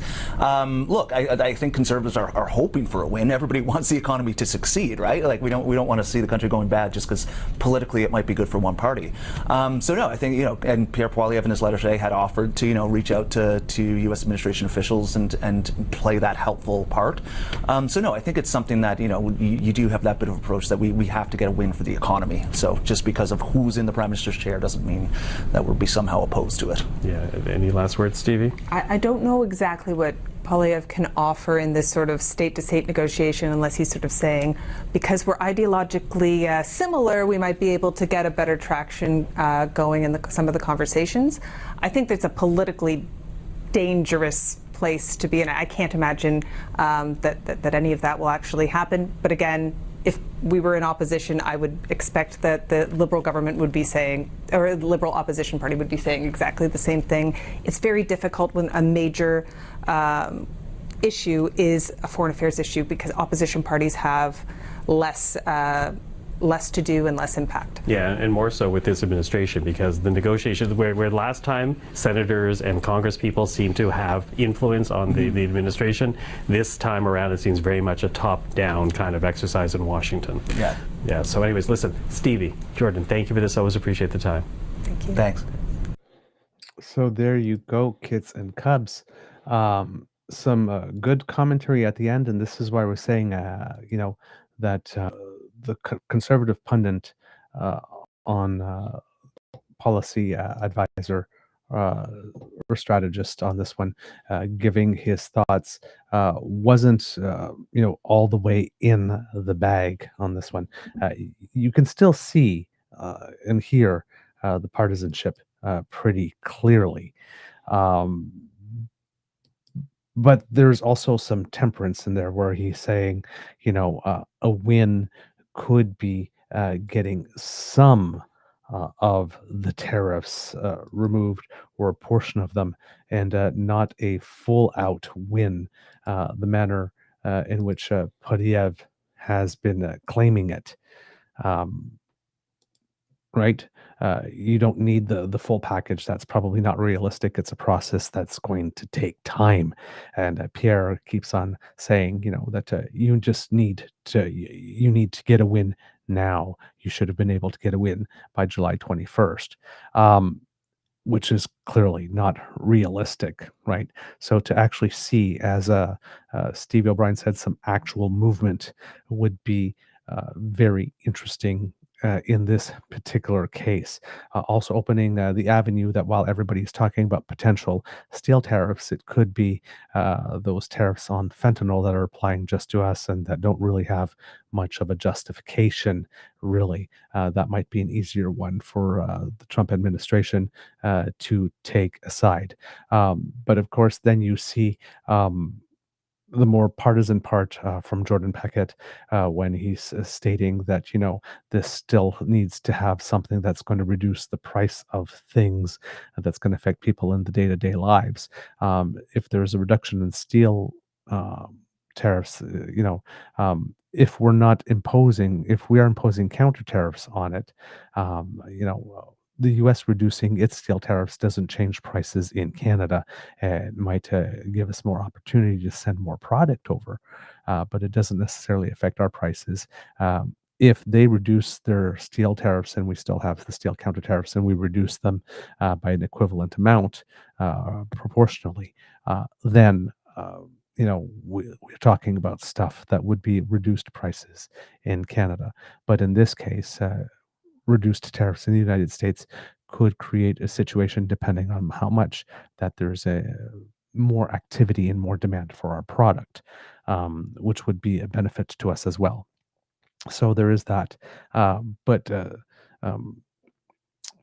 stating that his stating that no party or no leader wants to see Canada fail on these, which is a more classic, traditional conservative position, genuinely conservative position, is not something that we know to be true of the current iteration of the Conservative Party of Canada. The Conservative Party of Canada really would like it to go bad for Canada on this one so that they have a better chance. And when we look at the open letter that Pierre Poilievre wrote, you will see that is indeed the case, because it's a letter that sets up the Prime Minister to fail. With Stevie O'Brien then making the point that about the only thing additional that Pierre could offer, that he could really say that he offers, is because he is somewhat ideologically aligned with Trump, that could create a basis for more reaching an understanding more quickly. But Pierre Poilievre is trying to run away from the identification label that he is ideologically similar to Trump at this point, right? So that doesn't, whatever it is that he could use as a sign, as a bargaining chip with the Canadian public to say that he's got some type of leverage or could do a better job, is something, unfortunately, that creates a situation that doesn't help him with his personal branding. because that element of his personality, of his political persona, is such that it is anti-charismatic, repulsive, or repealing to people, and therefore it is not a quiver. It's not an arrow in his quiver. All right. Let's see if I had anything else with regard to that. Oh, yes, of course. The letter that Pierre decided to write. Now, this, um, I couldn't get through the first few lines without busting a gut in laughter because it is just so incredibly silly. The framing right off the bat on this letter is, again, you would think that this guy would be better at this stuff given the number of years he has been at it, but he just isn't. Everything is really ham-fisted and ridiculous, and overdone, over the top. But here, once again, Pierre writes another open letter to the Prime Minister because he really, really, really, really, really appears to want us to know that he begs for the Prime Minister's attention a lot. But let's take a look here at what the gentleman has to say. Gentleman loosely here. October 6, 2025. The Right Honorable Mark Carney. Let's see if I can make that a little bigger. There you go. Prime Minister of Canada. Subject: go to Washington and, quote, negotiate a win for Canada. Okay. Already, I am laughing. The subject is a command. Go to Washington and negotiate a win for Canada. And this, I'm going to guess, letter is going to give. At that point, when I saw that, I thought to myself, okay, so this letter, I guess, is going to give Prime Minister of Canada, arguably history or the world's most famous central banker, advice on how to negotiate a win. And it's going to come from a guy who didn't manage to negotiate a win in Carleton.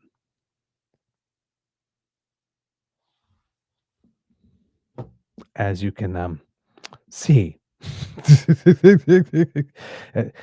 Polyev, darling, if you're going to give someone with much more experience in negotiating things advice on how to negotiate a win, should you not have been able to show yourself that you were able to win? I mean, shouldn't he take tips on how to negotiate a win from someone who is a winner? Just saying.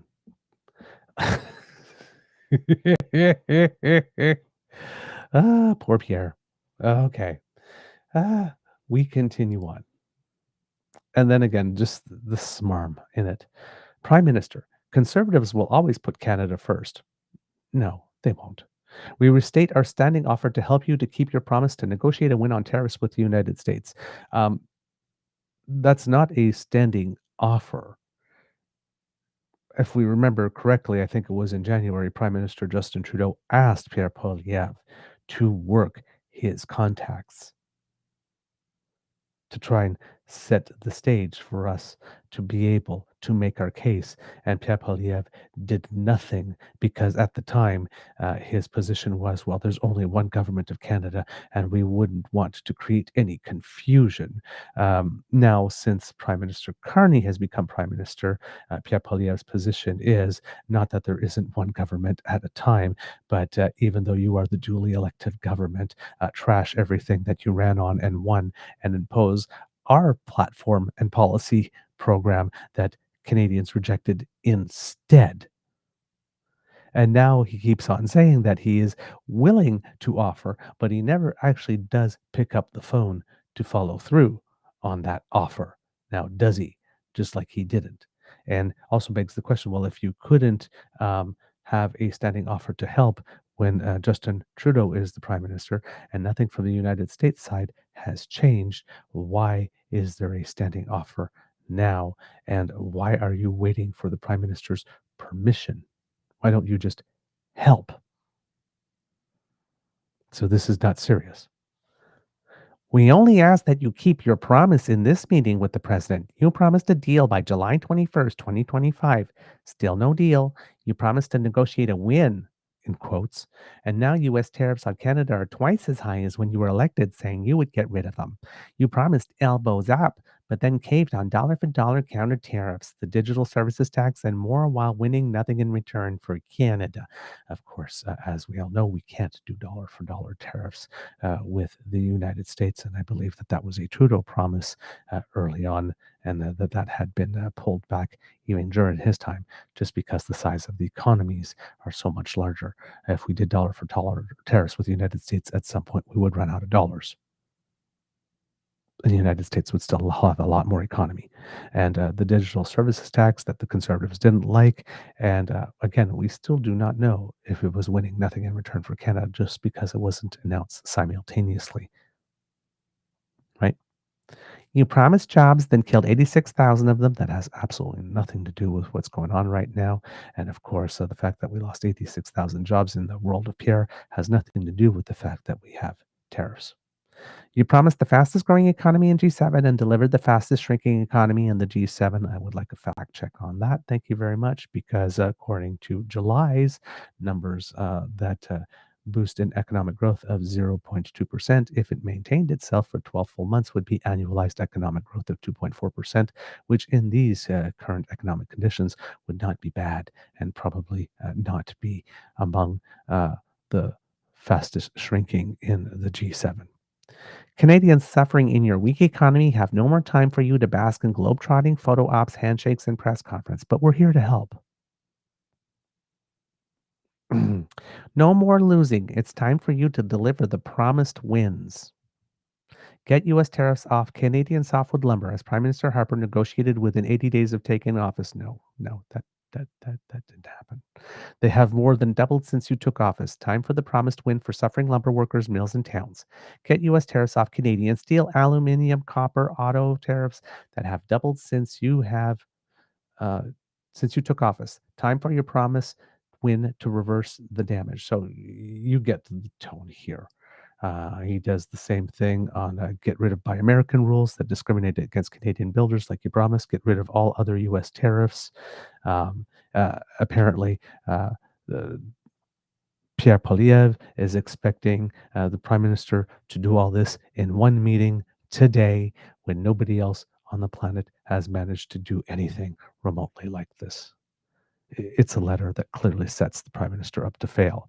So when the other guy says, nobody wants anybody to fail, but Pierre does. Pierre does. Pierre really, really, really, really, really, really, really, really, really wants the Prime Minister to fail. We only expect you to keep your promises. If you only return with excuse, broken promises, and photo ops, you will have failed our workers, our businesses, and our country. Of course, Pierre has decided that he is the one marking the test.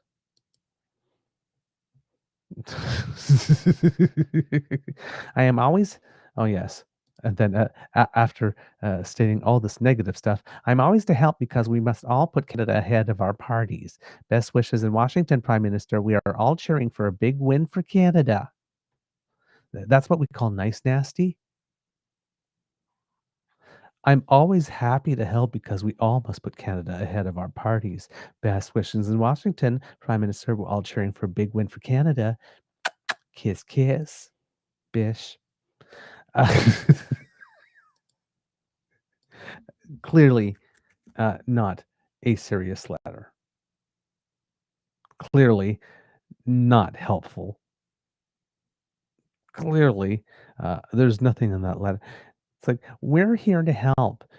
You must do the impossible this way, and this way, because you suck, and oh yeah, you suck. But hey, good luck. Mwah, mwah. Signed, helpful.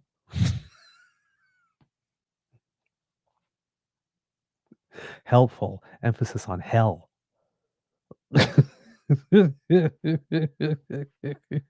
Jeez.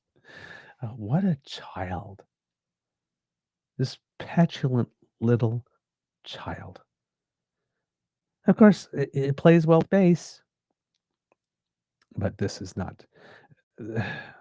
Again, if you are a general, authentic conservative, right? Smaller government, sound fiscal policy, strong institutions, that type of stuff. And you see this, you can't sign on to that. You can't sign on to that. You can't think you're being well represented by that party. There's nothing, he's got nothing for you. It's very clear this is a man that's cheering for Canada to fail. This is a man that thinks you can go into a room with Donald Trump and negotiate all these wins, accomplish something that no person has ever accomplished. Over 190 countries in the world, all of them have had the same amount of time since Trump announced that he was putting tariffs to try and get something, and nobody has gotten a deal anywhere close to what Pierre Poilievre is stating is the minimum basis for which that Prime Minister Carney must achieve. Pierre knows he's not coming back with those things. So why write a letter like that if it's not a setup to go, I told you so. My God, you're such a failure. You went for another trip with photo ops and you're still fat, ugly, and stupid.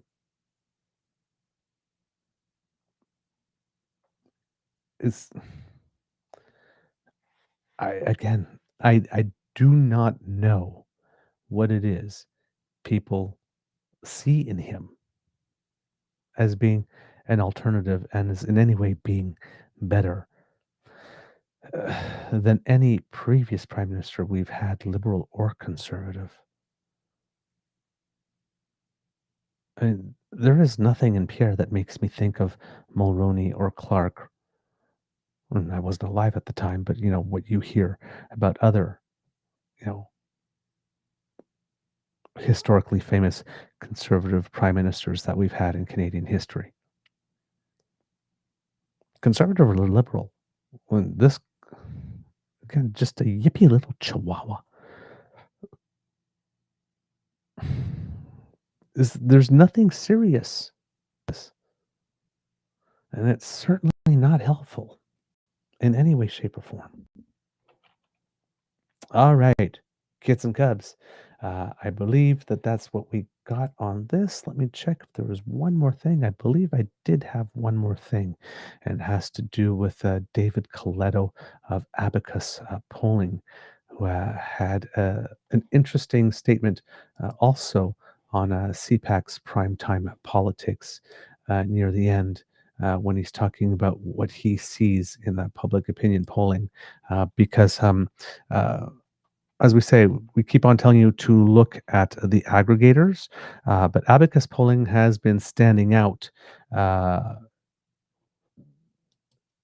because it's not one of the highest rated pollsters, but it has a decent enough rating on 338. But Abacus has been the pollster that constantly, even in the lead up to the election and during the election, showing the Conservatives and Liberals at their closest, and that is still the case. There's Angus Reid in there as well, and other pollsters have now narrowed. But here, Mr. Coletto has again an interesting point. Some of the things that we've expressed, but putting it together in a very succinct manner to drive home a very specific point that resonated with me when I heard it, and I wanted to share it with you. So, kids and cubs, let's take a look. This is Davis Coletto of Abacus Polling. Okay, so taking all of that, what do you think Mark Carney needs to get done with this Washington visit? Because, crime aside, what happens with the U.S. will affect all the other issues Canadians are prioritizing in your survey: affordability, housing, and the economy. What does Mark Carney need to do here? I think it's one word. It's reassurance, right? He's got to signal to the public that he has things under control, that he is focused on trying to get the best deal possible, and that even if we can't, even if the status quo is not going to be, in Kuzma and down the road, that he has a plan to protect people, right? And that's why those who voted for Mark Carney, I think, sent him into this job, is that he was a reassuring figure. He did, demonstrated competence and calmness, and those are the things people want to hear from him. And that's what I would say is job one: is come out of Washington with some sense of clarity for people, because the world is so uncertain. It's that level of uncertainty is through the roof, and that's making people deeply anxious about a whole bunch of things. Mark Carney's job as a leader in this country is to calm people down a little and say, we're going to get through this, and here's the plan to do it. Okay, David Coletta, always appreciate the time. Thank you for that. Thanks, Michael. Take care. So there you go. In terms of what the Prime Minister can continue to do, which is to play on those characteristics of being someone who is reasonable, who is thoughtful, who is measured, who acts with temperance, who has a plan, who can reassure us. One of the things that worked very well during the election is that while Pierre Poilievre was again telling us that we are fat and ugly and stupid and no one would really love us, and we had no choice but him because he's the only one who could love us. Prime Minister Mark Carney was on the other side whispering in our ear sweet nothings about all of the things that we could be and what our potential is. And Canadians reacted much more favorably to that message instead. So that type of rhetoric is the type of stuff that Mark Carney still needs to keep on doing, a bit of the coach thing and pumping us up and giving us the pep talk and letting us know what we can achieve. But definitely, if you watch the conversation between Lady Laura Babcock and me on the O Show, that there could be more connecting the dots in public between the strategy, more regular updates, something like a fireside chat weekly might be a good idea for this Prime Minister to be able to do politics in full sentences and give us constant updates on how our things are going, what expectations are, not leaving all of that territory for Pierre to fill up. So, like I said, we will see more about this over the course of the day. According to iPolitics, there are certain key moments in the day that are going to be important with regard to this meeting. It would seem that the first one, let me see what it is that they have here, because I believe that there's something at around 12:15, if I'm not mistaken. No, yes, there we go. After arriving in Washington, D.C. yesterday evening, Prime Minister Mark Carney is set to make a second visit to the Oval Office later this morning, and a nation will hold its breath, which, according to his advisory, will include an on-camera appearance alongside U.S. President Trump at 11:45 a.m. Eastern Time, before the two leaders retreat behind closed doors for a working lunch at 12:15 p.m. So far, the Prime Minister's itinerary does not include a separate back and forth with reporters following his meeting, but that could be added to the schedule later today. So talk about managing expectations, not scheduling a post-lunch, working lunch press availability, because clearly we are not sure whether or not we are being invited for a trap or a treat. As for what, if anything, could emerge from his tete-a-tete with the president as far as meaningful or even minor or purely symbolic, progress towards resolving the ongoing cross-border trade standoff, the pre-trip messaging from the government has made it clear that Carney and his traveling team aren't expecting any major developments, although some unnamed but presumably looped in sources have floated the idea that there could be some movement towards removing at least some of the tariffs targeting Canadian steel. quote, "We're here to keep building a new economic and security relationship with the United States, one that empowers our workers and businesses with greater certainty and new opportunities," Carney noted in a Twitter post that went up shortly after touching down on American soil. So there is some expectations that if it does go down that route, that some of the things or the framework for that would also serve as a framework by which other sectoral tariffs could be addressed. In other news, briefly, the Prime Minister and Daniel Smith both met again yesterday.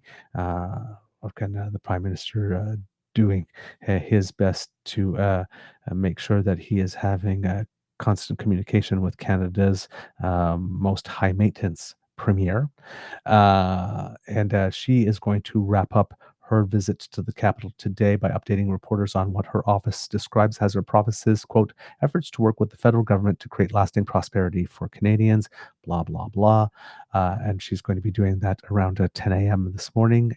Meanwhile, her fellow minister, Northwest Territories Premier R.J. Simpson, is also making the rounds in the precinct today with other members of the Northwest Territories Council of Leaders in a bid to advance key priorities, with more details to be shared during a mid-morning press conference that will focus on, quote, the importance of federal support in securing energy resources, defending Arctic sovereignty, creating and protecting jobs by building infrastructure, and developing the potential of the Northwest Territories' vast reserves of critical minerals. And that should take place at around 10:30. There's a little more activity on the Hill today.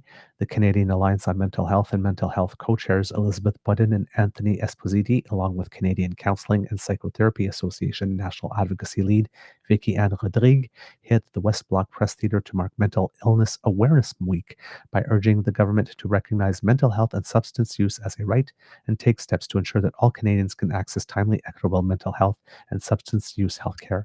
And that took place at 8 a.m. It's also, oh, darn. I can't remember now. Oh, darn. Tariq Haddad of Peace by Chocolate had let me know. I think it's Muslim Heritage Month, is it? October? If I'm not mistaken. I believe it's what it's called.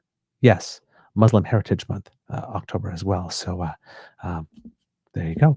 Hopefully, there will be many opportunities for our Muslim and brothers and sisters in Canada to highlight things that are culturally important and important as well to their religion, and we can foster a greater understanding and a better coexistence over the course of this month, because as we had mentioned with regard to hate crimes, after Jewish Canadians, Muslims are the second most targeted group based on religion. So very important that there is exactly a Muslim Heritage Month here. As well, going on at the precinct here, outside the precinct, Green Party leader Elizabeth May will team up with Kibawik First Nation Chief Lance Haymond at the downtown Ottawa offices near the Assembly of First Nations to brief reporters on the proposed near-surface disposal facility on unceded Algonquin territory near Chalk River, and that will be at 1:30 p.m. Let's see, what else do we have here? There is the new Democrat MP Leah Gazan will join our party's interim leader Don Davies, as well as the Canadian Labour Congress President Bee Brusk and Canadian Union of Public Employees President Mark Hancock at the CUPE's National Convention in Toronto to highlight Gazan's backbench bid to revoke a controversial provision of the Canadian Labour Code that gives the federal Labour Minister the power to take measures to promote conditions favorable to the settlement of an industrial dispute or difference, including referring any question to the Canada Industrial Relations Board or directing the board to take any measure that the minister considers necessary. And that was tabled last week. That will happen at 12:30 Eastern Time. I'm guessing that has a lot to do with getting the CIRB involved in contract dispute settlement processes there. Let's see, what else do we have? a couple of little tidbits of news, something that won't make Pierre happy, even though it's something that he has been asking about. It seems that the number of temporary worker applications in Canada has fallen in coordination with fines increasing. It would seem that there is one company in particular that got fined about $1 million for not doing what it is that it needed to do with regard to that. So good news there. I did have more details about that, but for some reason do not have them handy. So sad to say, unfortunately. But hopefully I'll be able to get that more to you when we come back after the credits. I'll be able to find that for you because it's quite a dramatic shift, pretty in a short amount of time, and therefore very notable here. There we go. I have it for you. Managed to find it as I was talking. According to the Canadian press, Ottawa ordered companies to pay almost $5 million in the last fiscal year for failing to comply with the rules for temporary foreign worker permits, new government data shows. A new Employment and Social Development Canada report also says that after revised rules kicked in last year, making it harder to get a temporary foreign worker permit, the number of applications made under the program fell by half. That decrease included a 70% drop in low-wage stream temporary worker applications, says the federal government. The temporary foreign worker program is split into low and high wage streams reserved for jobs either below or above the provincial median income. The number of temporary workers actually arriving in Canada appears to be on a downward trend. Government data shows that about 235,000 fewer temporary workers arrived between January 1st and July 31st compared to the same period last year. Employment and Social Development Canada said it collected about $4.9 million in fines for non-compliance in the 2024-2025 fiscal year, compared with $2 million in 2023-2024. So greater than a 100%, about 150% increase in the amount it's collected on fines by enforcing more stringently. Bolero Shellfish Processing of New Brunswick was fined $1 million, the maximum financial penalty, and was banned from the program for 10 years on September 17th. So some of these things are starting to be taken seriously. The federal government says Bolero was fined for breaking federal or provincial hiring laws, paying less than the listed offer, and not doing enough to ensure the workplace is free of physical, sexual, financial, and or psychological abuse. Under the new rules introduced in September 2024, thank you, Trudeau, Ottawa refuses applications for permission to hire someone through the temporary foreign worker program in any census metropolitan area where unemployment is above 6%. There are exceptions to this rule for jobs in certain sectors like agriculture, construction, and healthcare, and for jobs with a duration of less than 120 days. The rules also limit the number of low-wage temporary workers an employer can hire to 10% of the workforce, or 20% for certain sectors, including healthcare, construction, and food manufacturing. Of the roughly 260 non-compliance fines posted publicly since the start of September 2024, about 44% were solely for employers not producing necessary documents to inspectors.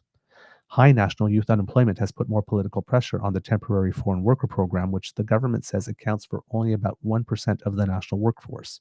The Conservatives recently began to call for the program to be terminated, which is dumb. Quote, the program should be abolished immediately, Conservative immigration critic Michelle Rempel-Garner said on Monday on her way into question period, which of course raised the backs of the Canadian, oh God, I keep on, today my recall is not great. Dan Kelly is the head of the organization. I can't remember it. Sorry, Kids and Cups, taking another look at it for you here. It's Canadian Federation of Independent Business. I might, I think that's what it is. The Canadian Federation for International. Yes, there we go. independent business, not international business, Canadian Federation of Independent Business. They were very, very quick to react to that suggestion that the program should be terminated altogether and said, like, what the hell are you, not what the hell are you thinking, but are you thinking on this one? So again, another unserious intervention by the Conservatives, but to play to the base, the anti-immigrant sentiment. But there we go. Movement has already been achieved on that rather dramatically, and with the increase on fines as well, acting not only on the people that are coming here, but on the employer. Final little bit of news that is of importance. The budget will be coming on November 4th, and it was announced yesterday that this will be a new feature, basically, of the current government, that henceforth the budgets will be coming in the fall rather than in the spring, with a financial update to come in the spring rather than in the fall, as has been the case. This is according to Canada.ca, so this is direct Government of Canada information. The new capital budgeting framework establishes a consistent way to classify spending, including tax expenditures that contribute to capital information, referred here as capital investments, while maintaining pre-existing categories used in budgets and financial reports, drawing on best practices from other advanced economies and adapted to the Canadian context. It sets out clear, standardized criteria to assess whether a given measure qualifies as a capital investment. Under this framework, capital investment is defined broadly as any government expense or tax expenditure that contributes to public or private sector capital formation held directly on the government's balance sheet or on that of a private sector entity, Indigenous community, or another level of government. Within this broad definition, the intent is to focus on capital investments that meet following criteria: whether the funding recipient is required to invest capital formation to receive the benefit, whether the spending encourages or enables capital investment in identifiable sectors or projects. And then, of course, spending that's not categorized as a capital investment would be considered day-to-day operating spending. This would include major government expenditures like transfers to persons, health and social transfers, and the costs of running government operations and services, including salaries and benefits. So that's with regard to be able to present both streams, but the government has made the point of saying that they will present one overall deficit number so that people won't be confused. But that the new approach to budgeting will definitely be something that's here to stay. And it says here, going forward, the government will transition to a fall budgeting cycle starting with budget 2025. The fall timing before the main estimates will improve transparency and facilitate the oversight of public expenditure for parliamentarians. It will also support effective financial planning for federal departments and agencies, provinces and territories, investors and businesses, because right now everybody's presenting them around the same time. And some provincial budgets look to the federal budget to see what's in there to be able to finalize their stuff. So if the federal budget is coming down in November and the provincial budgets are still coming down in April, and the federal government is not demanding that any province change what they do from April, then that gives them from November to April to know what's in the budget to prepare their provincial budgets. And that would definitely make things easier. It seems that there's also a significant amount of nations that I said do again, that do their budgetary process in November, the UK being one of them. So that would bring us more in line with certain other international partners as well. Organizations that rely on federal funding to deliver programs and services to Canadians will also have clarity on available funding ahead of the fiscal year and ahead of the construction season, ensuring projects can get underway without delay. The fall budget will be complemented by an economic and fiscal update in the spring.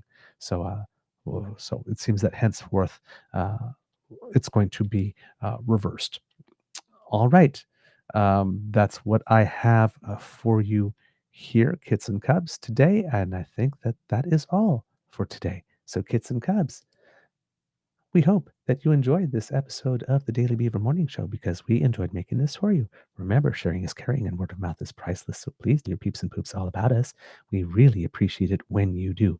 And I have an itchy nose, so I'm going to scratch. There you go. Kids and Cubs, if you would like us to help you because you are a kid on the go and sometimes you don't have time to watch the show on YouTube with DAMFAM or at your own convenience because you're making democracy happen or making the world a better place or taking care of your family or just taking some time for self-care, but you want to keep abreast of what's going on in the news, well, you can thanks to the generous contribution of the Ray Girl, who sponsors our pod page. So if you are listening, please go to podpage.com/thetruenortheagerbeaver with a hyphen between each one of those words. Or if you are watching, you can scan that QR code. And when you go there and click on subscribe, when we have something fresh off the podcast bandwidth, our ears-only version comes to you. Pop us in your ears. We are lightweight and portable. Take us with you. And that way you can take on the day while also getting your daily dose of beaver, because it's always some good time for beaver, isn't it? I think so. Kids and Cubs as well.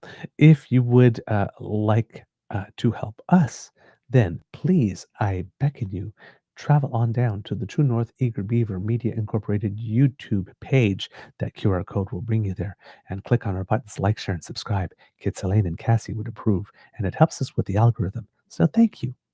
And if you would like to help us in other ways, because we do incur some costs to bring this show to you, you can go to our coffee page, ko-fi.com/eagerbeaver, all in one word, and make a contribution to the Emergency Hydration Fund here at the Beaver Lodge, because a moist beaver is a happy beaver. Thank you for all of your support and your encouragement, whether you donate by coffee or via the chat feature. I don't see, again, I'm losing my words today. I don't know what it is today.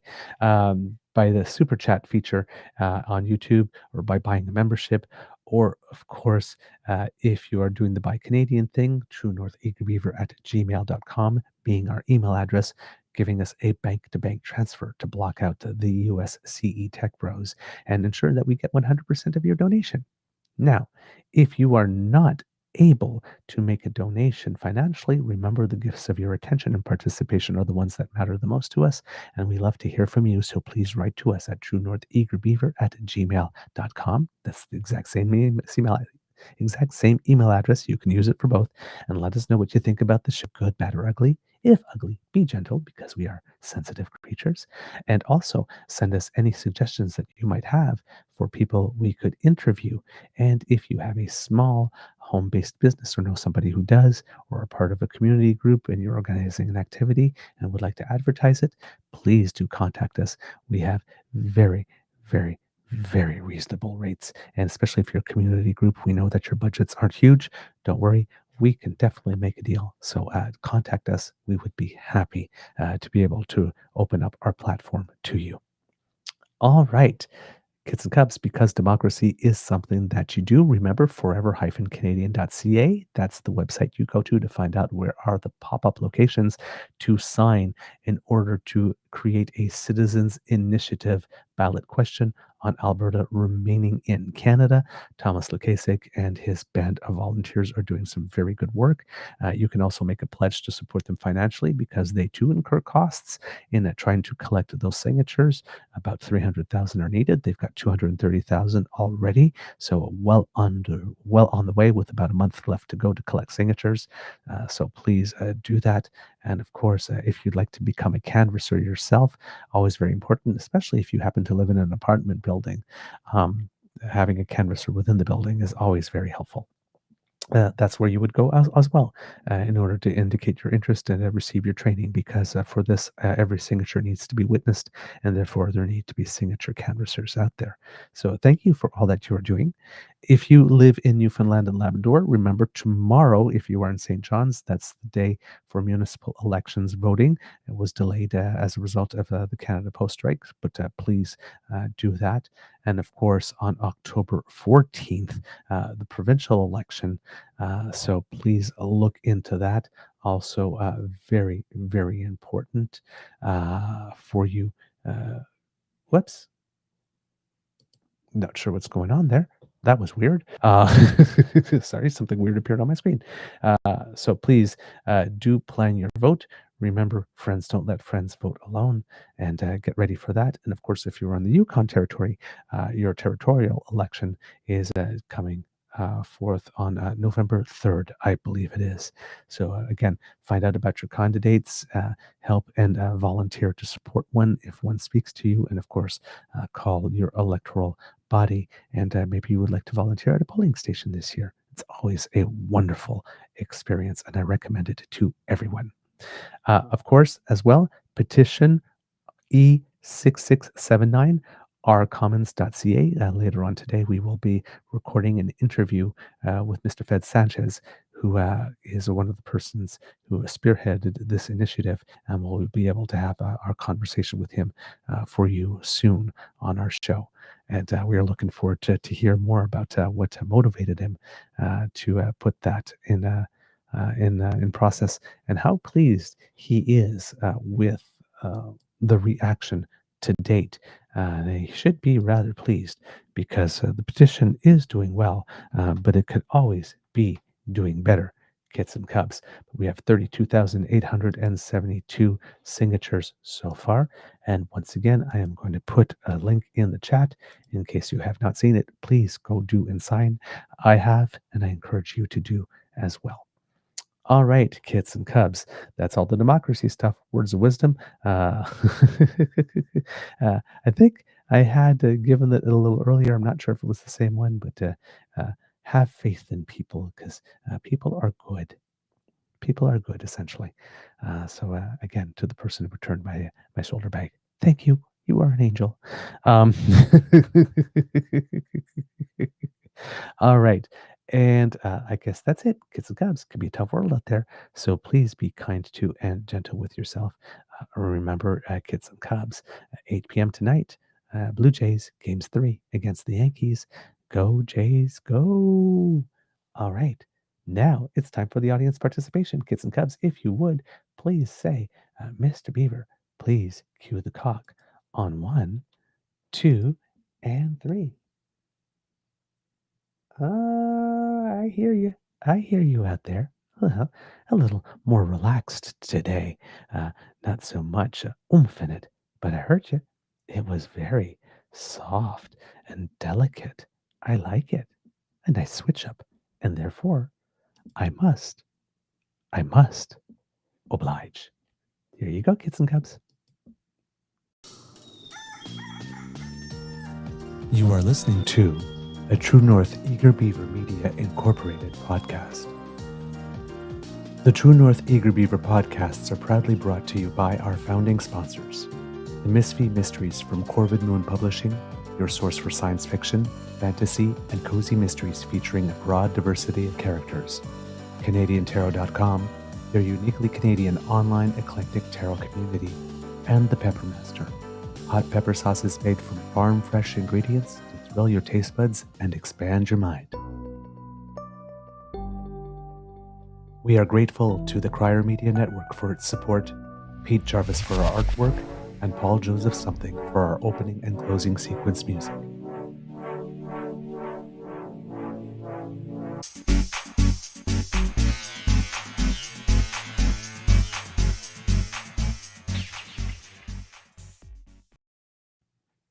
All right, kits and cubs, just a little Easter egg for you. If you happen to be living on the Rock, today is advanced polling day in Newfoundland and Labrador. Polls will be open from 8 a.m. to 8 p.m. on the island and half an hour earlier in most of Labrador. As a result of the ongoing labor disruption in mail service, the normal household delivery of voter information cards is not available. Voter information cards are not required to vote. They are distributed for informational purposes only, as they provide specific locations and times. So please go to the Elections Newfoundland and Labrador website and make sure what your voter ID requirements are, and make sure you have that with you. Again, a voter information card is not necessary to be able to vote. You just need to prove your identity and your address, that you are a resident of the province to be able to vote. So today is the advanced polling day. Please go out and cast your vote, and hopefully when it comes, and if you aren't able to vote today, then of course election day is on October 14th. And remember that even though that this is advanced polling day, you can still go to the main offices in your area in order to be able to cast an early vote at the main office, of course, as well. Here, according to the CBC, just hoping to get some additional information here. Advanced polls are open in all 40 districts across the province, so that's good to know.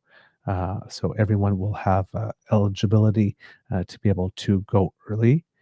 And the live broadcast leaders debate will be happening Wednesday night. So advanced polling is open a little bit before that debate. The NDP is the only party so far to have released a fully costed platform prior to advanced voting.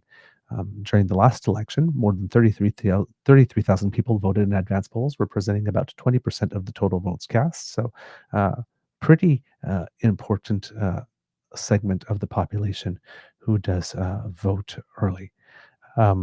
It says there is also on CBC a platform tracker that you can find, and I'm going to put that in the chat for you, kids and cubs, so that if you are living on the rock and need to find it, you can. So there you go, kids and cubs. And if you are listening, the platform tracker can be found at, come on computer, work with me here, News Interactives, all in one word, cbc.ca/features/2025/Newfoundland-party-platforms. And so there you go. The other two parties, major parties, have not released their platforms yet, of course. It says that their move until late to release them till late in the campaign is similar to the party strategies from 2021, when the NDP was the only party to release the platform before the debate as well. However, in 2021, all parties made their platforms public before advanced voting day. Voters looking for information about where to cast their ballots can find it on the Elections Newfoundland and Labrador website, or by calling 1-877-729-7987. That's 1-877-729-7987. And the leaders' debate will be at 7 p.m. Newfoundland time. Broadcasting live from the CBC in St. John's, the debate is produced in cooperation with NTV, VOCM, and The Telegram. CBC's Here and Now host Carolyn Stokes will lead the 90-minute commercial-free debate with Hogan, Wakeham, and Din, the three party leaders. It will be broadcast live on CBC TV and CBC Radio 1, and streamed on CBC Gem, CBC Listen, cbc.ca/NL, YouTube, and the CBC NL News streaming channel. There you go. That's all the information that you need, kids and cubs, to get off to a great day. And with that, I wish you well a most terrific day. Amour et bisous. And I will see you tomorrow. Bye.